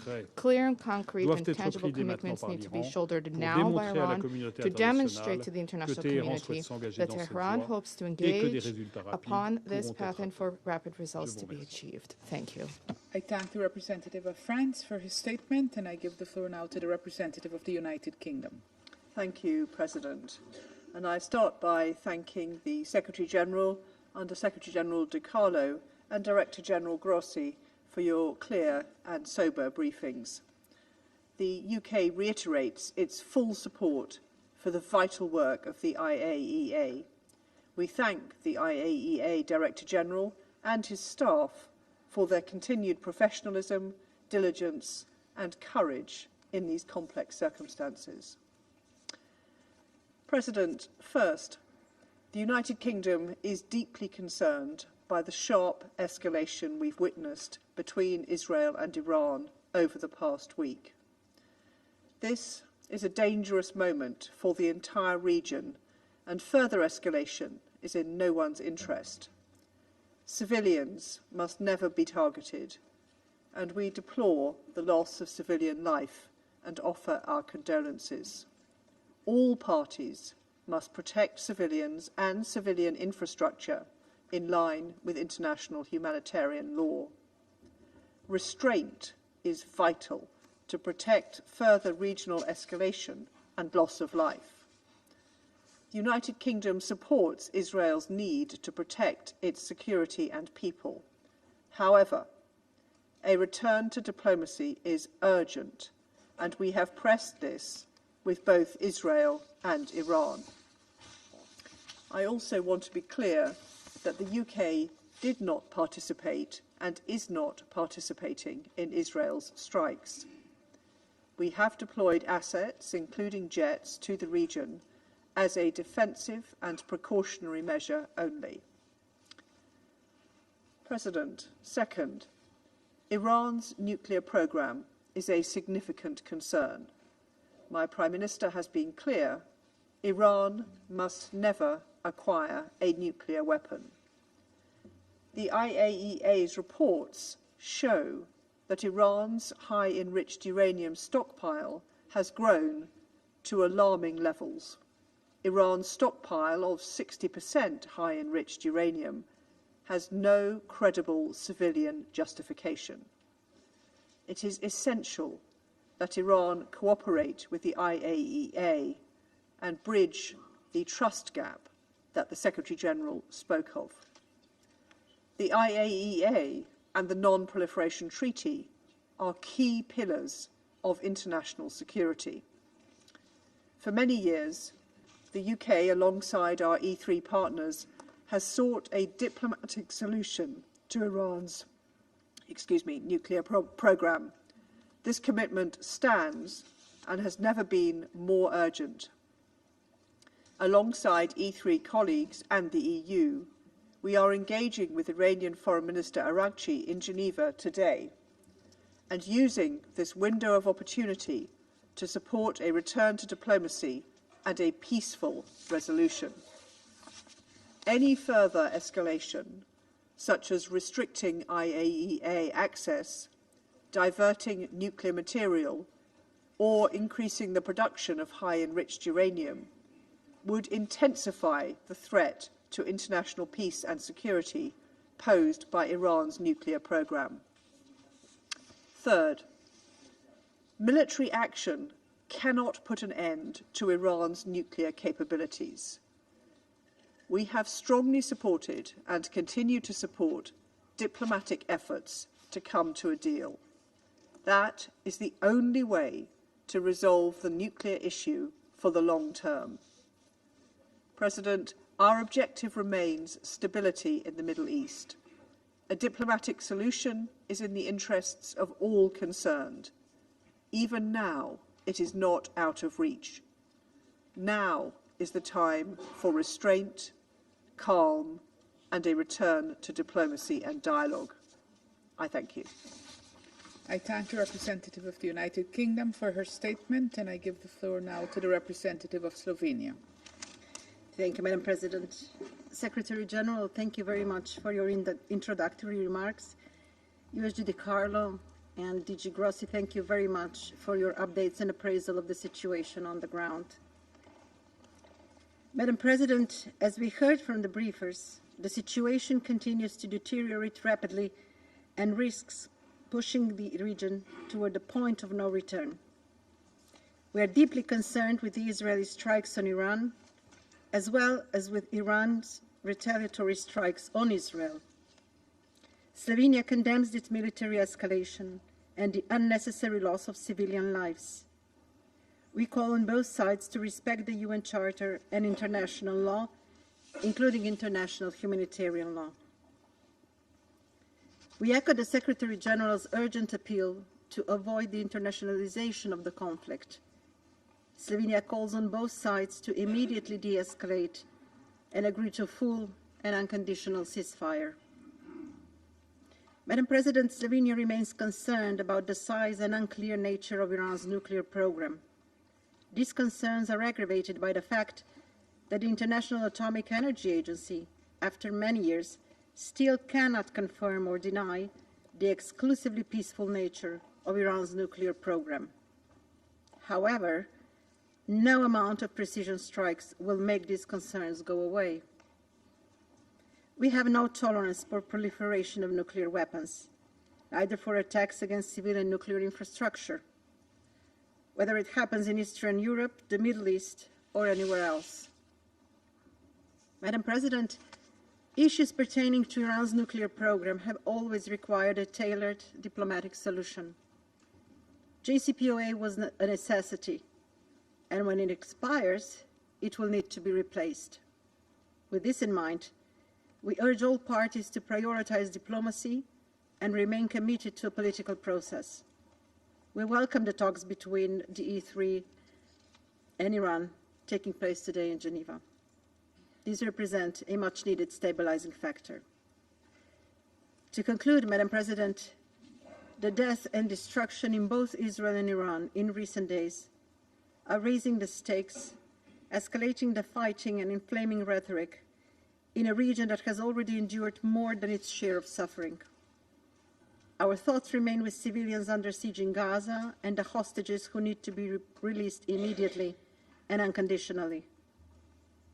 In such a volatile situation, it takes courage to de-escalate and commit to peace. I appeal to both sides to show that courage, to spare their own civilians and the Middle East as a whole from further bloodshed and destruction. I thank you, Madam President. I thank the representative of Slovenia for her statement, and I give the floor to the representative of Greece. Thank you, Madam President. Let me start by thanking the Secretary-General for his very important remarks. I also like to thank Under-Secretary-General Mr. Carlo and Director General Mr. Grossi for the informative and timely briefings. Madam President, since last Friday's emergency meeting, there has been a significant deterioration of the situation in the Middle East. Once a dreaded possibility, military escalation is now a reality. In this dangerous moment, allow me to make the following 3 points.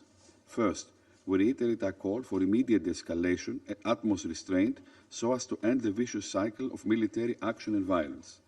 The international community must be urgently engaged in order to provide the necessary security assurances and a sustainable diplomatic endgame so as to avoid a regional or, worse still, a global conflagration. We fully support the Secretary-General's appeal to all to avoid any further widening of the conflict, and we stress our commitment to regional security and stability, as well as support to any diplomatic initiative that will lead to a sustainable ceasefire. Second, Greece has repeatedly expressed, and does so again, its strong concern over the Iranian nuclear program. It is imperative to preserve the global non-proliferation regime as enshrined in the NPT, and Iran must comply with its legally binding safeguard obligations and can never be allowed to acquire a nuclear weapon. Third and last, Greece has consistently supported Israel's right to protect itself. We also echo the Secretary-General's condemnation of the tragic and unnecessary loss of lives and injuries to civilians and damage to homes and critical civilian infrastructure. A week into yet another conflict, it's now more important than ever to ensure that civilians do not keep finding themselves in the crossfire, especially given the nuclear aspect of the involved crisis. We recall the obligation of UN member states to act in accordance with the Charter and international law. We consider of absolute priority the respect of international law and international humanitarian law. It is essential to uphold the UN Charter as regards the use of force, as well as the integrity of the global non-proliferation regime. Madam President, in closing, allow me to reiterate that de-escalation and a full and immediate ceasefire are now urgently needed as a first step towards a sustainable peace. The international community and countries of influence must step in and offer a diplomatic way out to both parties. We are looking forward to a positive outcome of the meeting taking place today in Geneva between the foreign ministers of the E3, United Kingdom, France, Germany, the High Representative of the European Union, and the Foreign Minister of Iran. The stakes are simply too high for regional world security, and failure is not an option. I thank you. I thank the representative of Greece for his statement, and I give the floor now to the representative of Somalia. Madam President, thank you for your timely leadership in convening this meeting. We appreciate the remarks of the Secretary-General and briefings provided by USG Carlo Di Carlo and Director General Grossi on the rapidly evolving situation in the Middle East. The situation arising from reported Israeli airstrikes against the Islamic Republic of Iran on 13 June 2025 and Iran's subsequent response is a matter of great concern. These actions represent a perilous escalation that threatens to engulf the entire region in an uncontrollable cycle of violence, suffering, and pain. We strongly condemn any acts of aggression that violate the sovereignty and territorial integrity of member states. Such actions are in clear contravention of the fundamental principles enshrined in the Charter of the United Nations, particularly Article 2 and Paragraph 4, which unequivocally prohibit the threat or use of force against the territorial integrity or political independence of any state. We believe that all member states share a responsibility to act in accordance with these commitments. We emphasize the necessity of respecting the sovereignty and territorial integrity of all states, adhering to the principles of good neighborliness and settling disputes through peaceful means. Madam President, Somalia urges all parties to work towards de-escalation, to achieve a comprehensive ceasefire, and to restore calm and hope. Our delegation expresses deep concern about this dangerous escalation, which threatens grave consequences for regional peace and stability. The spillover of these hostilities imperil countless lives and threaten to deepen existing crises. Somalia strongly reaffirms the urgent necessity of establishing a Middle East zone free of nuclear weapons and other weapons of mass destruction, applicable to all states in the region without exception, in accordance with relevant international resolutions. We also stress the need for all Middle Eastern countries to join the Treaty on the Non-Proliferation of Nuclear Weapons as a step towards regional and global security. We emphasize the paramount importance of protecting civilians and civilian infrastructure, as well as refraining from targeting nuclear facilities that are under International Atomic Energy Agency safeguards in line with Security Council resolutions or decisions. Such acts constitute a violation of international law and international humanitarian law, including the 1949 Geneva Convention, and pose unacceptable risks to civilian populations and the environment. At this critical stage, Somalia calls for a swift return to the path of negotiations as the only viable means to reach a sustainable agreement regarding the Iranian nuclear program. We further emphasize the importance of safeguarding the freedom of navigation in international waters in accordance with international law, and urge all parties to refrain from actions that undermine maritime security. Madam President, the complex challenges before us demand a collective and measured response grounded in dialogue, mutual respect, and the search for the common ground.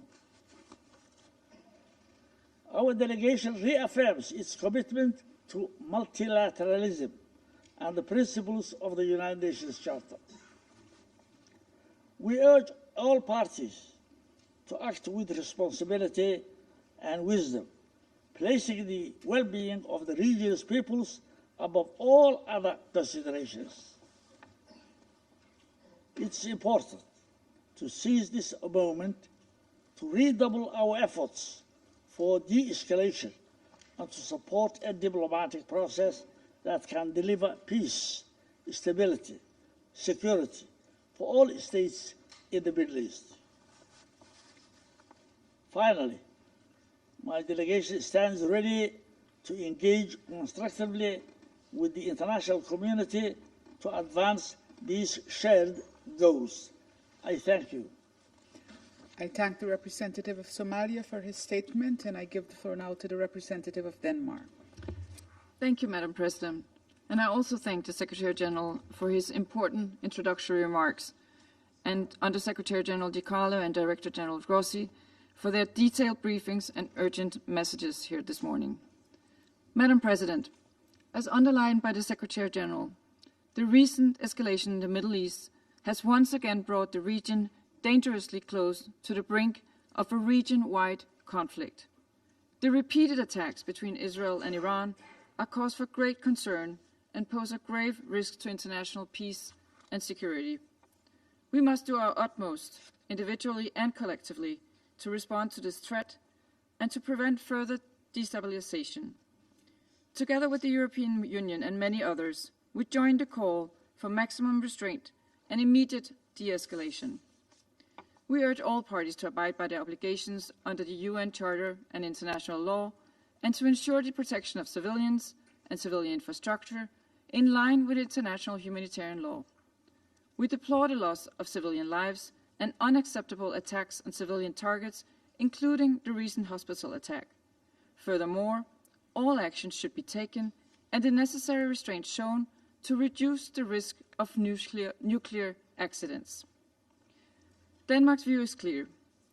Diplomatic engagement and a negotiated solution, with the IAEA playing a vital role, remain the only viable paths toward lasting peace in the region.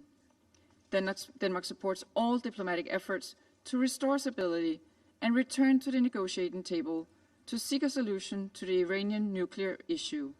And we welcome the E3 foreign ministers and the EU's meeting with the foreign minister of Iran in Geneva today. Madam President, we have been clear that Iran must never be allowed to acquire a nuclear weapon. Denmark has repeatedly expressed our concern about Iran's escalating nuclear trajectory. The fact that the IAEA is unable to provide assurances that the Iranian nuclear program is exclusively peaceful is deeply disturbing.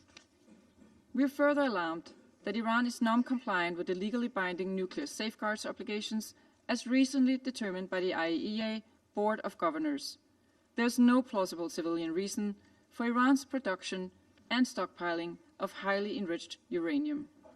We strongly urge Iran to cooperate with the IAEA on the outstanding safeguard issues and to return to the negotiating table to secure an agreement with the international community which ensures that Iran's nuclear activities are exclusively peaceful, an agreement which upholds the global non-proliferation norms and which fosters lasting stability in the Middle East and beyond.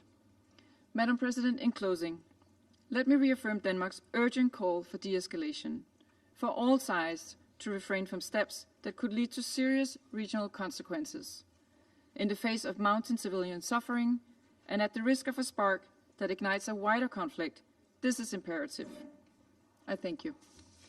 I thank the representative of Denmark for her statement. I shall now make a statement in my capacity as representative of Guyana. I thank you, Secretary-General, for your remarks and for your untiring efforts at peace. I also thank Under-Secretary-General Di Carlo and Director-General Grossi for the very important updates provided. Colleagues, the recent escalation between Israel and Iran poses an immediate threat to the security and stability of an already volatile region. The effects of this conflict could extend far beyond its immediate borders, exacerbated by the non-compliance with international law. Sadly, regional and international peace and security are now both under threat. Guyana took note of Israel's letter of 17th of June 2025, in which the Council was informed of Operation Rising Lion, aimed at, and I quote, neutralizing the existential an imminent threat from Iran's nuclear weapon and ballistic missile programs, end of quote. We also took note of Iran's letter of 18 June 2025, in which it, and I quote, reserves its right to self-defense, to protect its sovereignty, territorial integrity, the Iranian people, and its vital national interests, end of quote. While acknowledging these letters, we urge both Iran and Israel to exercise maximum restraint to avoid plummeting the region into deeper crisis and dangerously close to a nuclear catastrophe. We also urge both parties to adhere to their obligations under international law, the UN Charter, and the relevant Security Council resolutions. We emphasize that a state's right to self-defense does not absolve them of their responsibilities and obligations under international law, including human rights and humanitarian law.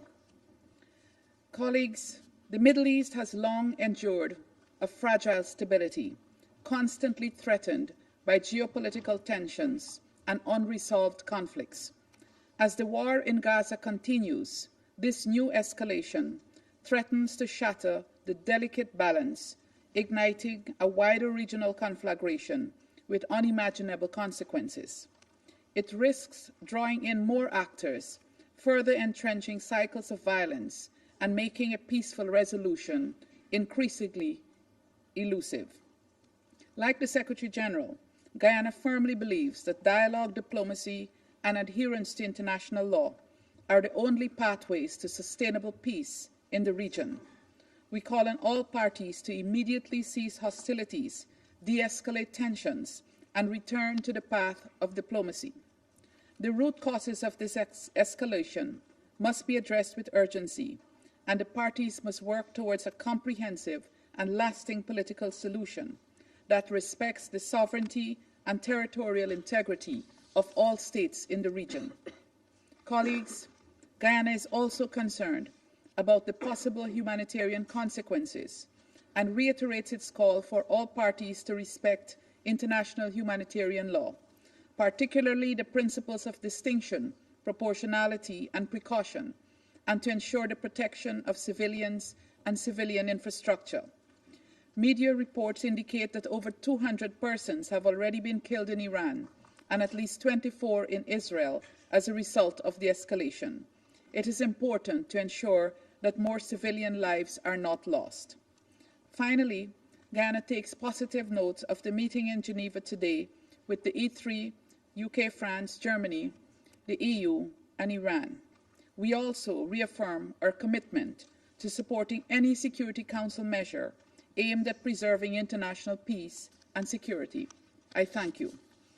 I resume my function as President of the Security Council, and I now give the floor to the representative of the Islamic Republic of Iran. Thank you. In the name of God, the compassionate, the merciful, we express our sincere appreciation to you, Madam President, for convening this urgent meeting at our request.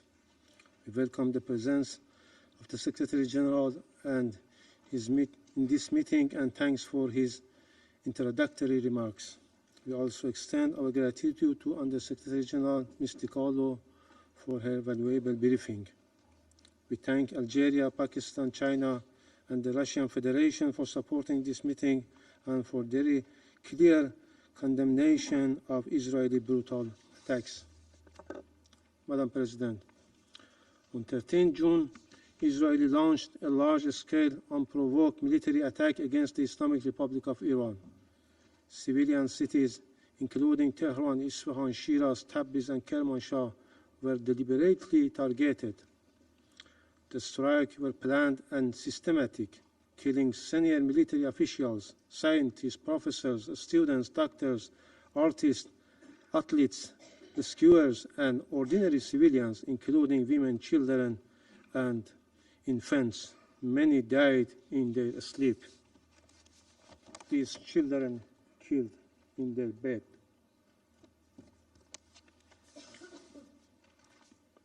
Hundreds of civilians have been killed and thousands injured. The aggression continues. On 16 June, Israel attacked Hakim Children's Hospital in Tehran, Farabi Rehabilitation hospital in Kermanshah, an Iranian Red Crescent Society building, and medical ambulances. These are only a few instances of the brutality and gross violation of international humanitarian law by Israeli regime. At least 2 pregnant women and their unborn children were killed. On the same day, Israel struck the national broadcasters IRIB during a live broadcast, killing journalists and humanitarian workers. Just today, Israeli regime inflicted damage to 2 other hospitals in Iran, endangering the lives of patients and medical personnel. Up till now, 5 hospitals have suffered from heinous attack of Israeli regime, along with physicians and humanitarian personnel who have been killed or injured. There were not accidents, there were not collateral damage, they were deliberated war crimes, acts of a state terror, an example of barbaric warfare. Madam President, Excellencies and colleagues, Israel also attacked Iran's peaceful safeguard nuclear site and facilities. On 13 June, it struck the uranium conversion facility and the fuel plate fabrication plant. On 18 June, it targeted centrifuge production sites in Tehran and Karaj, both under IAEA monitoring. On the 19th June, it attacked the Arak heavy water reactor built under the JCPOA terms and IAEA safeguard with no proliferation risk. These attacks violate the UN Charter, international law, the IAEA Statute, and Security Council Resolution 2231 and 487. Israeli strikes are an assault on the global non-proliferation regime. Security Council Resolution 487, which was adopted unanimously, clearly states that any military attack on the safeguard nuclear facilities is an attack on the entire IAEA safeguard system and the NPT itself. The Security Council must implement its resolution. If the Council fails to act now, it will send a message that international law and resolution apply selectively. If the non-proliferation regime collapses, this Council will share responsibility with the Israeli regime. Madam President, despite Iran's repeated warning about the threats of our peaceful nuclear sites and facilities, the IAEA Director General has failed to act. His silence undermines the agency's authority, neutrality, and credibility. The IAEA cannot remain silent while safeguard facilities are attacked. This inaction must end. Israel openly declared that it will continue this strike for as many days as it takes. We are alarmed by credible report that the United States, as a depositary of NPT, may be joining this war. Any such support violates the NPT and undermines global security. The selective invocation of international law by US, France, using it when convenient, discarding it when it constrained their allies, is a form of institutional hypocrisy that gravely undermines the credibility of this Council and the international law. Let me be clear, Iran's nuclear program is peaceful and under the world's most extensive IAEA inspections. Iran has long advocated for a nuclear weapon-free zone in the Middle East. Israel is the only possessor of undeclared nuclear weapon in the region.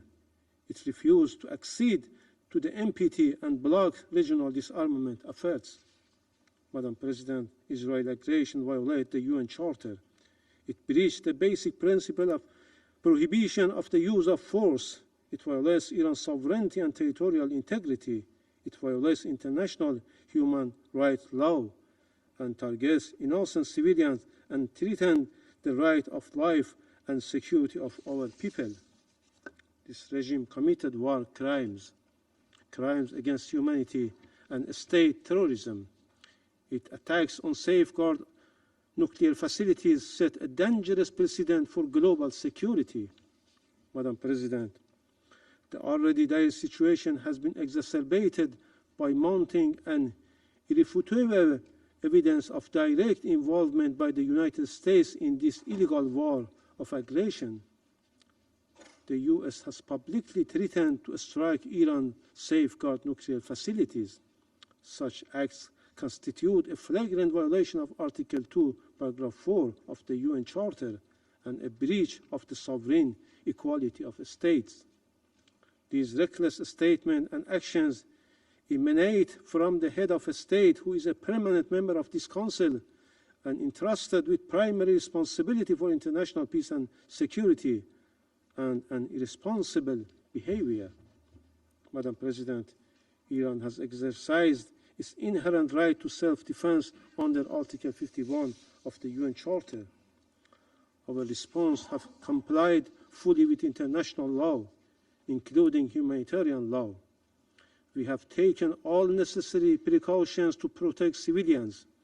Iran will continue to exercise this right as long as the Security Council failed to discharge its primary responsibility under the Charter and until the Israeli aggression is fully and unequivocally terminated. The Security Council must act now. We reiterate our call on the Security Council to determine the Israeli illegal use of force and armed attacks against Iran are a breach of peace and act of aggression. Adopt binding and enforcement measures under Chapter 7 to halt the aggression and prevent its recurrence.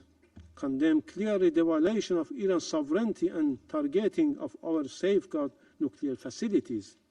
Address the risk of wider regional war, especially the unlawful involvement of a third country. Madam President, the lies and fabrication used by the representative of Israeli regime and its Western allies don't work anymore to whitewash and justify its horrendous crimes. International law is clear. There is no right for Israel to commit this act of aggression, no right to attack and target civilian infrastructure or safeguard nuclear facilities, no legal or moral cover for war crimes. The so-called preemptive attack and existential threat claims used by this terrorist regime and its allies to justify aggression have no basis in international law, and to conduct acts of aggression, kill innocent people and violate the territorial integrity of states. These are false excuses for Israeli aggression. Iran has never initiated any war, while Israel, as an occupying and terrorist regime, has a long and dark history of illegal use of force, violation of all legal international norms, assassination and nuclear secrecy that destabilized the entire region. The selective use of international law by certain members of this Council expose dangerous double standards that endanger international peace and security and undermine the credibility of this body. Without the support and protection of certain Western states, especially the United States, Israel could not have been able to commit this aggression with such impunity. This complicity must be recorded by history. Finally, Madam President, Council's failure to act at this critical juncture would constitute a profound abdication of the Council's responsibilities and a grave betrayal of fundamental principles of the United Nations. Inaction will embolden the aggressor, undermine international law, and send a message of dangerous impunity to the world. Thank you, Madam President. I thank the representative of the Islamic Republic of Iran for his statement, and I give the floor now to the representative of Israel. Madam President, I would like to thank the Secretary-General, USG De Carlo, and Director General Grossi for your remarks. Madam President, before I begin my remarks, I must address the representative of the Islamic regime in Iran. Mr. Iravani, how dare you write 5 letters in the last week come before this Council, demand a session, and ask the international community for sympathy. How dare you ask the international community to protect you from the consequences of your own genocidal agenda? Have you no shame? For years, your supreme leader, Ayatollah Khamenei, has publicly and repeatedly called for the destruction of Israel and the United States. In May 2024, he declared, and I quote, "The divine promise to eliminate the Zionist entity will be fulfilled." In May 2025, he said, and I quote, "The Zionist regime that is a lethal, dangerous, cancerous tumor should certainly be eradicated, and it will be." These statements are your regime's policies. Your government has attempted the assassination of Prime Minister Netanyahu. It attempted the assassination of President Trump. Your operatives have plotted to attack Jewish communities and kill Israeli civilians across the world. Now, with innocent blood still dripping from your hands, you come here asking for sympathy. You demand protection from this Council while plotting the extermination of my people. It's enough. Enough with the performances. Enough with the theater. How can this Council allow the representative of a regime that funds, arms, and orchestrates terror across the world to come here and play victim? It's like a wolf complaining when the shepherd fights back to protect his flock. So innocent. Mr. Iravani, please clarify to us. Do you support the destruction of Israel, a UN member state? Do you support the assassination of our elected leaders? If you do not, say so. We are all here, waiting.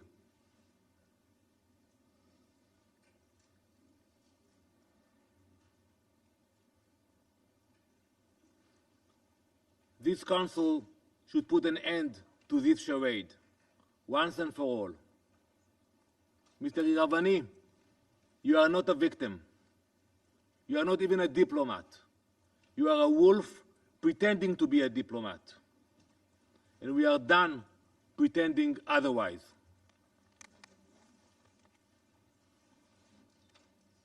Madam President, on Wednesday night, Iran launched a ballistic missile directly at a hospital. And by the way, I listened to your word. You mentioned that we attacked hospitals.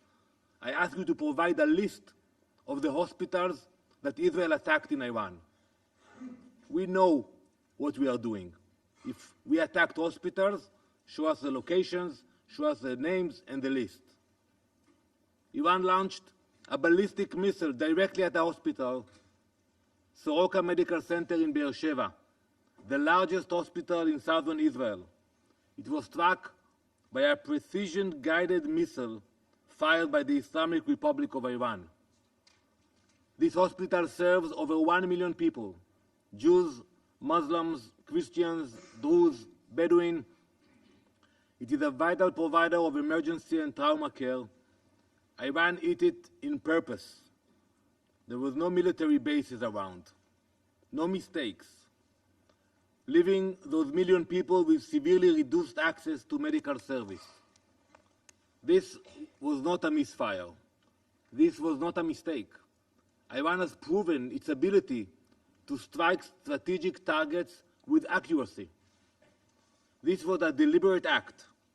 It is a blatant violation of international law, a war crime, and a calculated attempt to murder the most vulnerable.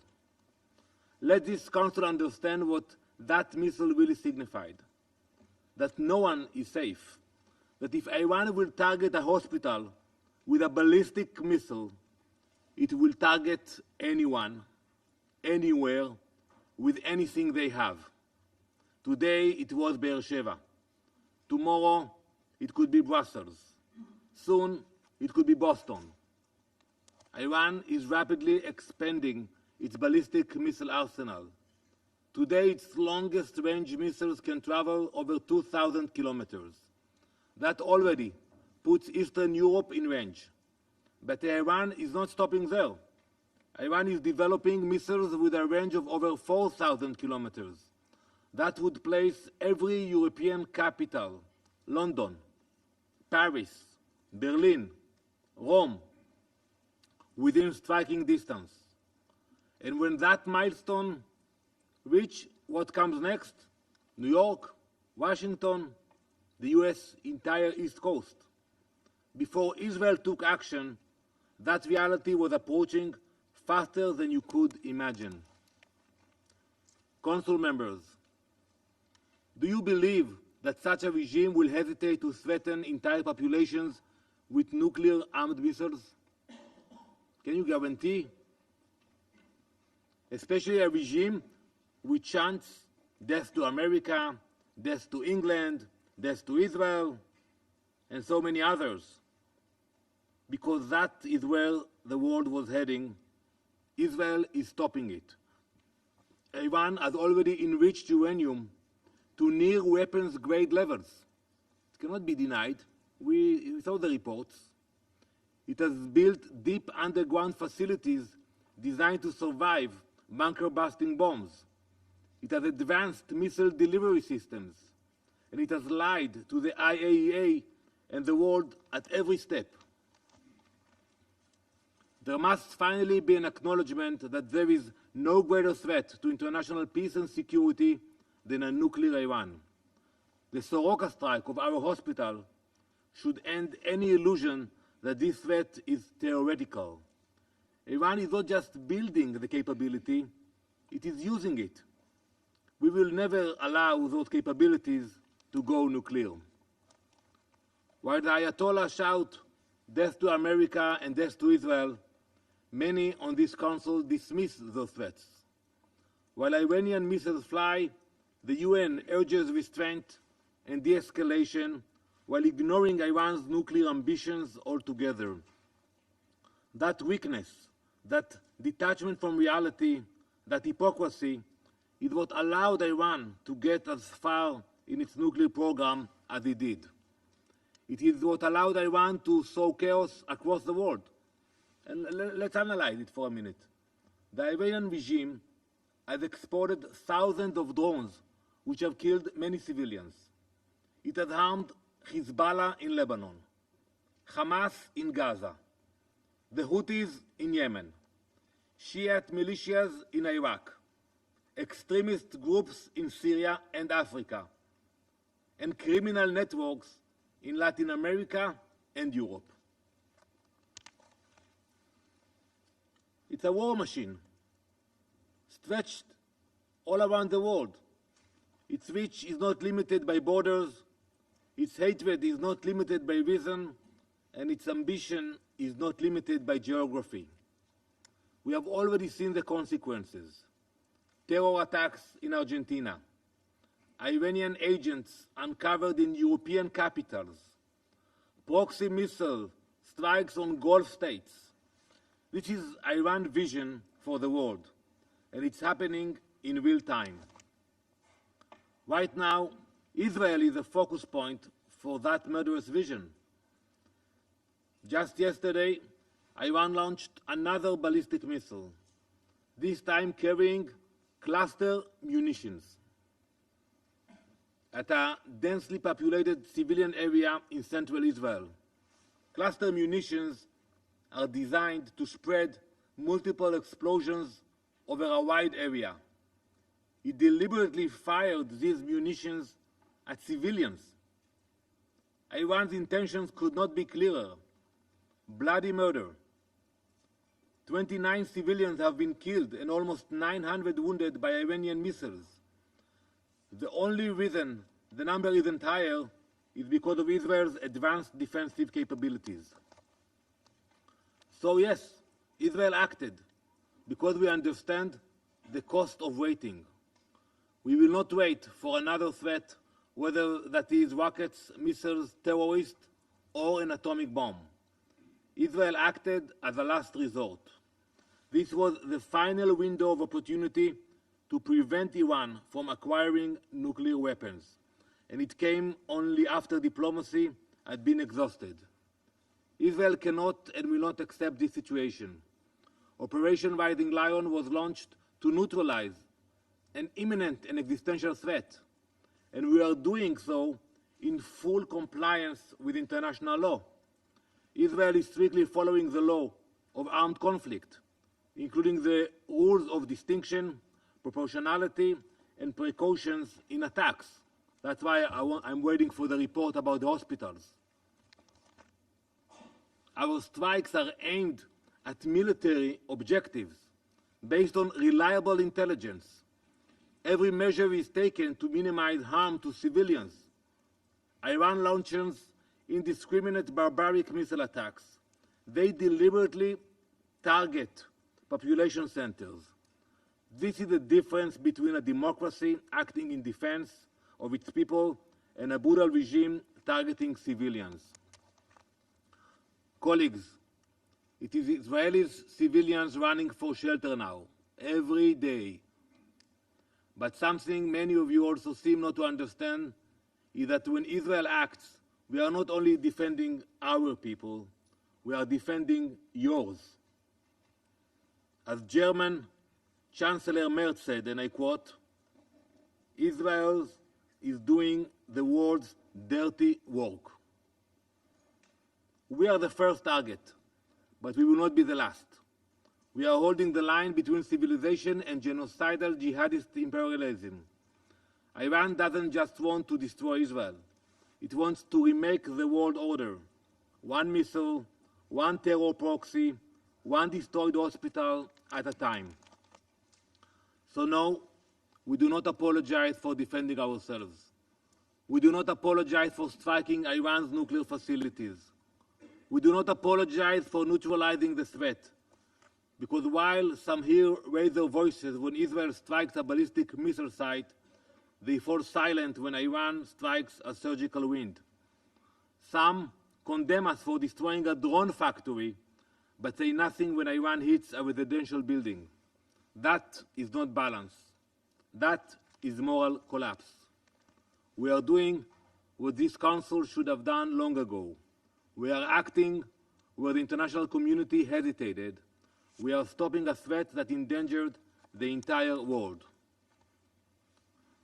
Though our homes, our families, and our children are under threat, we will not stop. Not until Iran's nuclear threat is dismantled. Not until its war machine is disarmed. Not until our people and yours are safe. This is not just Israel's fight. It is the world's fight, and if no one else will fight it, we will. Thank you, Madam President. I thank the representative of Israel for his statement.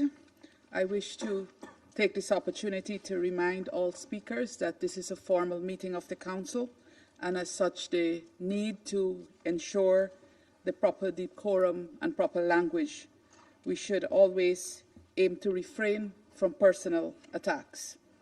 I now give the floor to the representative of Iraq. شكرا جزيلا السيدة الرئيس ونعرب عن امتناننا لحضور السيد الأمين العام لهذه We الجلسة express our appreciation for the presence of the Secretary-General and for calling to contain this crisis and his call for return to renegotiations and his awareness of its consequences. We also extend our thanks to the Under-Secretary-General and the Director-General of the IAEA for their briefings. I would like to express the appreciation of the Republic of Iraq for the efforts of the Security Council in following the dangerous developments in the Middle East, which is witnessing an unprecedented escalation owing to the continued Israeli attacks on the Islamic Republic of Iran and their repercussions on regional and international security.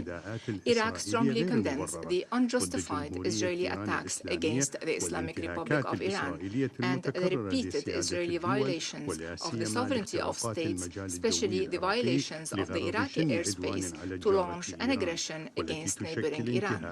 These actions constitute a blatant violation of the principles of the UN Charter and international law, and a flagrant assault and unlawful use of the airspace of a sovereign state to carry out hostilities against another neighboring UN member state. These actions have exacerbated instability in the region and exposed its security to serious risks. As a result, Iraq was forced to take the precautionary decision to close its airspace, which caused economic losses in the transportation and tourism sectors, in addition to humanitarian damages due to the stranded travelers and airport closures. We reaffirm our categorical rejection of any violation of Iraqi sovereignty. We call for an immediate end to these unacceptable breaches. We will not allow Iraq to become a battleground for settling regional or international scores. In this context, the government of the Republic of Iraq has submitted an official complaint to the Presidency of the Security Council on the 13th of June, outlining the details of this violation. Madam President, shortly before the convening of this session, 50 Israeli warplanes have violated our airspaces and our territorial integrity. They were coming from the Syrian-Jordanian borders. 20 airplanes started, followed by 30 airplanes heading to the south of Iraq, and they flew over Basra, Najaf, and Karbala cities. These violations are violations of international law and the UN Charter. They violate the sovereignty of Iraq.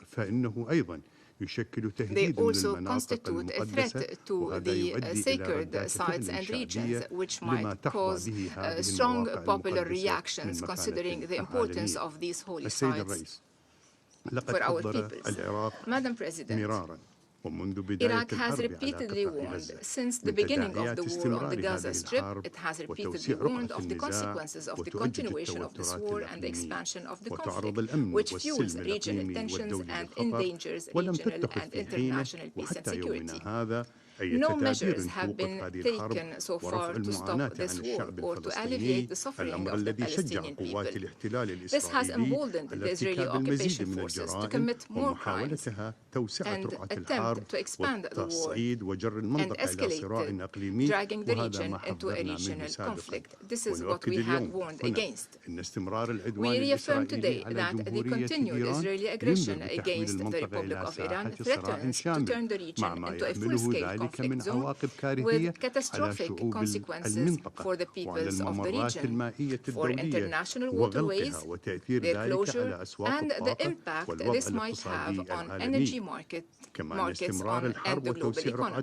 The continuation and geographical expansion of the war or the involvement of new actors in this war all threaten to turn it into a comprehensive regional conflict that jeopardizes the stability of the entire region and will have dire consequences for all the peoples of the region, including countries that were not part of the direct conflict.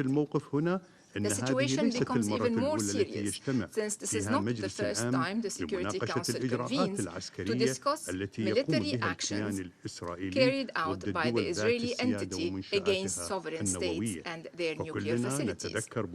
We all clearly remember the Council's resolution 487 of 1981 and the report of the Board of Governors of the IAEA, which then described the Israeli action as a blow to the comprehensive safeguard system of the IAEA and to the non-proliferation regime, adding that Israel should subject its nuclear facilities to the safeguards regime and to accede to the NPT in order to create a zone free from nuclear weapons and all weapons of mass destruction.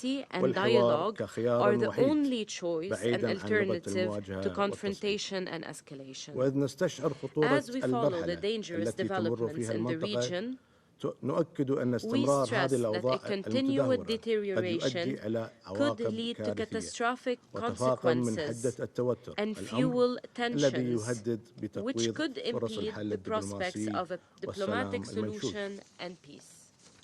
وفي ظل هذه الظروف In الدقيقة light of this والحساسة sensitive التي and تستوجب delicate منا جميعا situation, which اليقظة requires us all والحكمة، to stay تدعو alert and المجموعة act with الخليجية wisdom, إلى we ممارسة call أقصى for the درجات highest ضبط levels النفس of ووقف restraint الأعمال and ending العدائية فورا hostilities لتجنب immediately to المخاطر prevent an وتوسيع رقعة expansion الصراع of the والعودة conflict and إلى مسار return to الحوار dialogue and والمفاوضات negotiations, because باعتباره this is the السبيل best and الأمثل only way والوحيد to لتجاوز overcome the الأزمة current الحالية crisis, وضمان ensure استدامة sustainable الأمن international والاستقرار and الإقليمي regional والدولي. security and peace.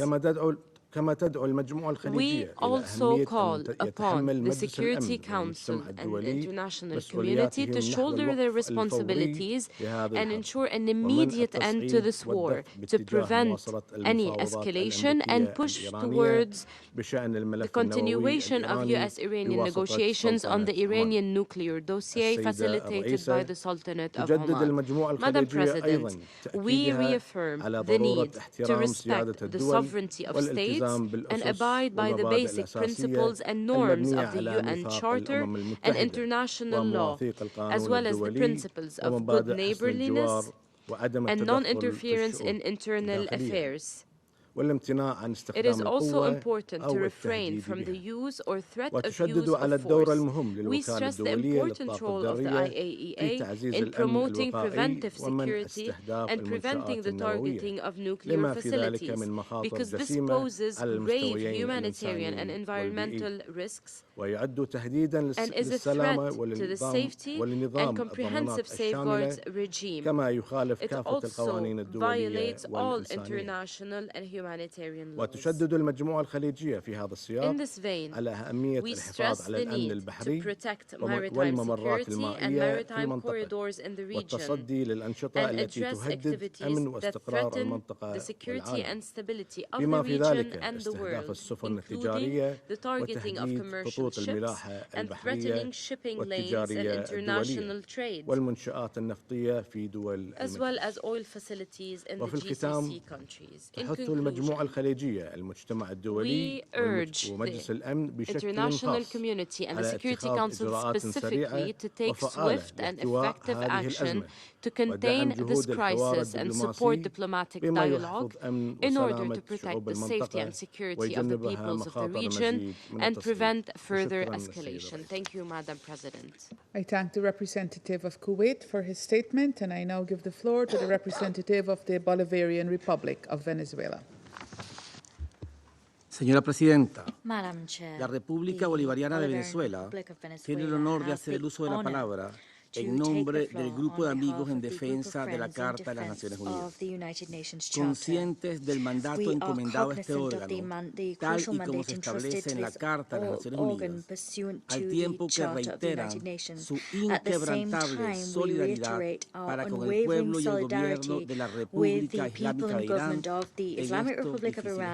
en estos difíciles momentos. Señora Presidenta, en respuesta al atroz ataque de Israel contra la República Islámica de Irán, iniciado el pasado 13 de julio del 2025, los Estados miembros del Grupo de Amigos en Defensa de la Carta de las Naciones Unidas emitieron un comunicado especial el día 14 de junio del 2025 en el que expresaron su categórica condena y su denuncia en los términos más enérgicos posibles a estos ataques coordinados a gran escala que aún hoy siguen ocurriendo contra múltiples lugares de Irán, lo que ha provocado la muerte de cientos de civiles, entre ellos mujeres, niñas y niños, así como científicos iraníes, profesores universitarios y altos mandos militares, algunos de ellos juntos con miembros de sus familias, mientras se encontraban en su hogar. Los Estados miembros del Grupo de Amigos en Defensa de la Carta de las Naciones Unidas condenan enérgicamente los ataques deliberados de Israel contra civiles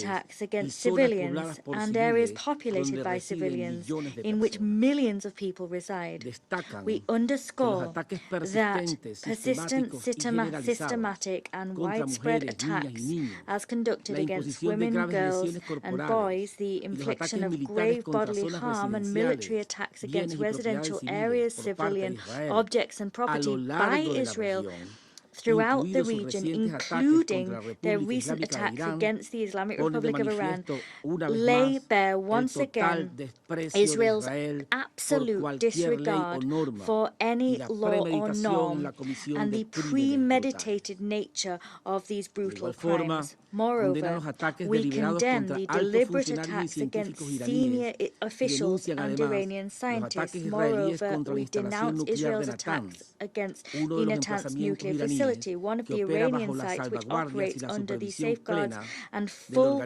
oversight of the International Atomic Energy Agency.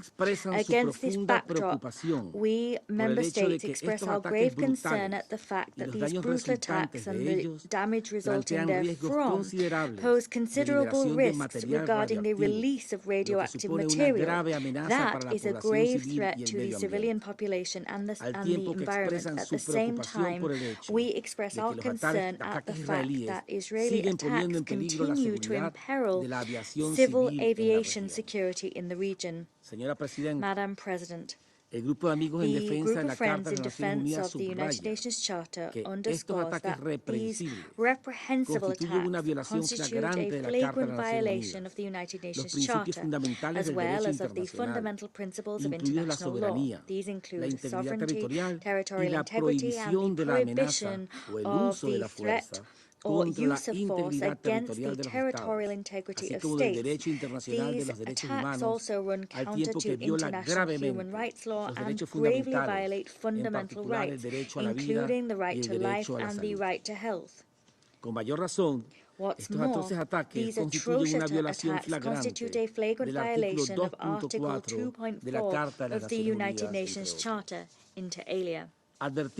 Against this backdrop, we warn against the acquiescence and neglect of the United Nations and the international community in terms of failing to deal with the persistent brutal attacks of Israel in the region. We recall that a lack of action and a lack of measures against such grave violations on Israel's part will erode the rule of law internationally and will undermine the credibility of the multilateral system. At the same time, such inaction would normalize the perpetration of new atrocity crimes.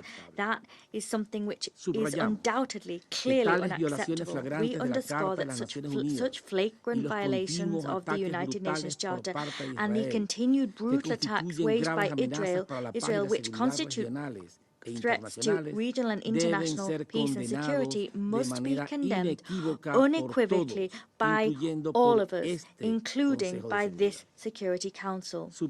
In this connection, we also underline that the use of double standards and selectivity in defending the principles of international law, including the principle of the prohibition of use or threat of use of force, would only undermine the integrity and purposes of the United Nations Charter. That would set a dangerous precedent for the violation of laws.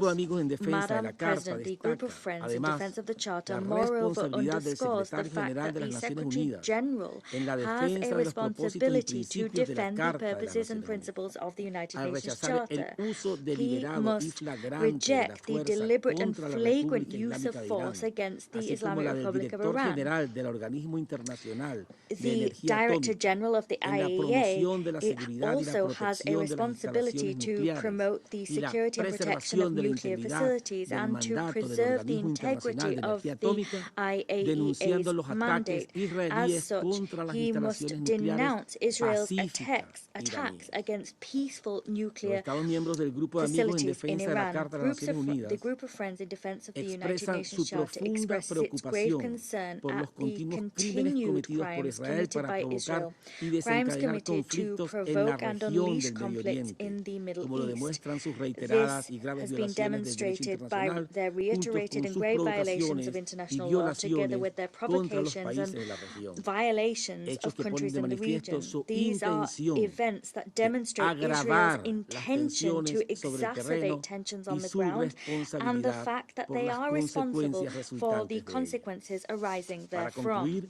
To conclude, we wish to emphasize that it is incumbent upon all states pursuant to international law to refrain from providing aid or deliberate assistance to Israel in order to brutally perpetrate atrocity crimes against the Islamic Republic of Iran or any other nation of the region. At the same time, we point to the inherent right of the Islamic Republic of Iran to self-defense, this pursuant to international law, and we also point to the urgent need for the international community to demand that Israel be held accountable for all of their crimes against the Palestinian people and the region as a whole. Thank you, Madam President. I thank the representative of the Bolivarian Republic of Venezuela for his statement, and I now give the floor to His Excellency Mr. Stavros Lambrinidis, head of the delegation of the European Union to the United Nations. Thank you, Madam President. I have the honor to speak on behalf of the European Union and its member states. Madam President, we expressed from the day one our deepest concern at the dangerous escalation that threatens to destabilize the Middle East following Israeli strikes on Iran and Iran's response. Today, we reiterate a strong commitment to regional security, including the security of the State of Israel, and call on all sides to abide by international law, show restraint, and refrain from taking further steps which could lead to serious consequences such as potential radioactive release. The European Union has always been clear that Iran must never be allowed to acquire a nuclear weapon and is concerned about the IAEA's recent report, based on which the IAEA Board of Governors found Iran in non-compliance with its legally binding nuclear safeguards obligations under the NPT. But lasting security is built through diplomacy, not military action. We believe that diplomacy must prevail. The EU spares no effort to reduce tensions and to find a lasting solution to the Iranian nuclear issue, which can only be through a negotiated deal. Madam President, we, both EU member state ministers and the EU High Representative, have taken numerous bilateral contacts since the start of the conflict with all stakeholders, including phone conversations with our Iranian counterparts, to call on Iran to take decisive steps to return to negotiations and pave the way for a diplomatic solution.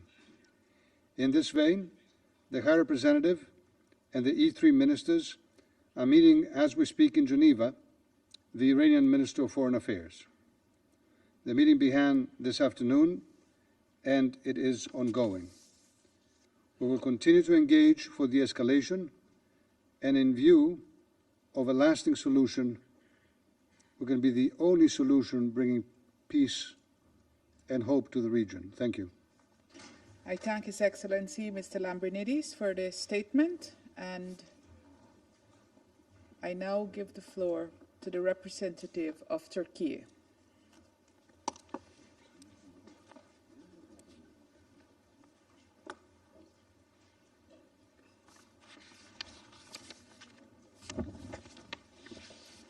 Thank you, Madam President. I would like to thank Secretary-General for his sincere and guiding statement. I also thank USG DiCarlo and Director General Grossi for their briefings. Turkey condemns in the strongest terms the recent attacks conducted by Israel against Iran. These strikes constitute a manifest violation of the UN Charter, in particular the fundamental obligation on all member states to refrain from the use of force against the territorial integrity and political independence of any state. We view the rapid escalation now unfolding across the Middle East with profound concern. Hundreds of lives have already been lost, and the risk for further bloodshed is alarming. Moreover, a wider regional collision will aggravate the risk of nuclear or radiological spillover and mass displacement, disrupt global trade and transportation routes, and imperil energy security at a moment of acute volatility. As a neighbor of Iran, Turkey reiterates the imperative of de-escalation, leading to an immediate ceasefire and a return to diplomacy. In that regard, we will fully support the Secretary-General's call for maximum restraint and stand ready to assist all efforts aimed at halting the violence. Madam President, Israel's deliberate strikes against safeguarded nuclear facilities in Iran are unprecedented.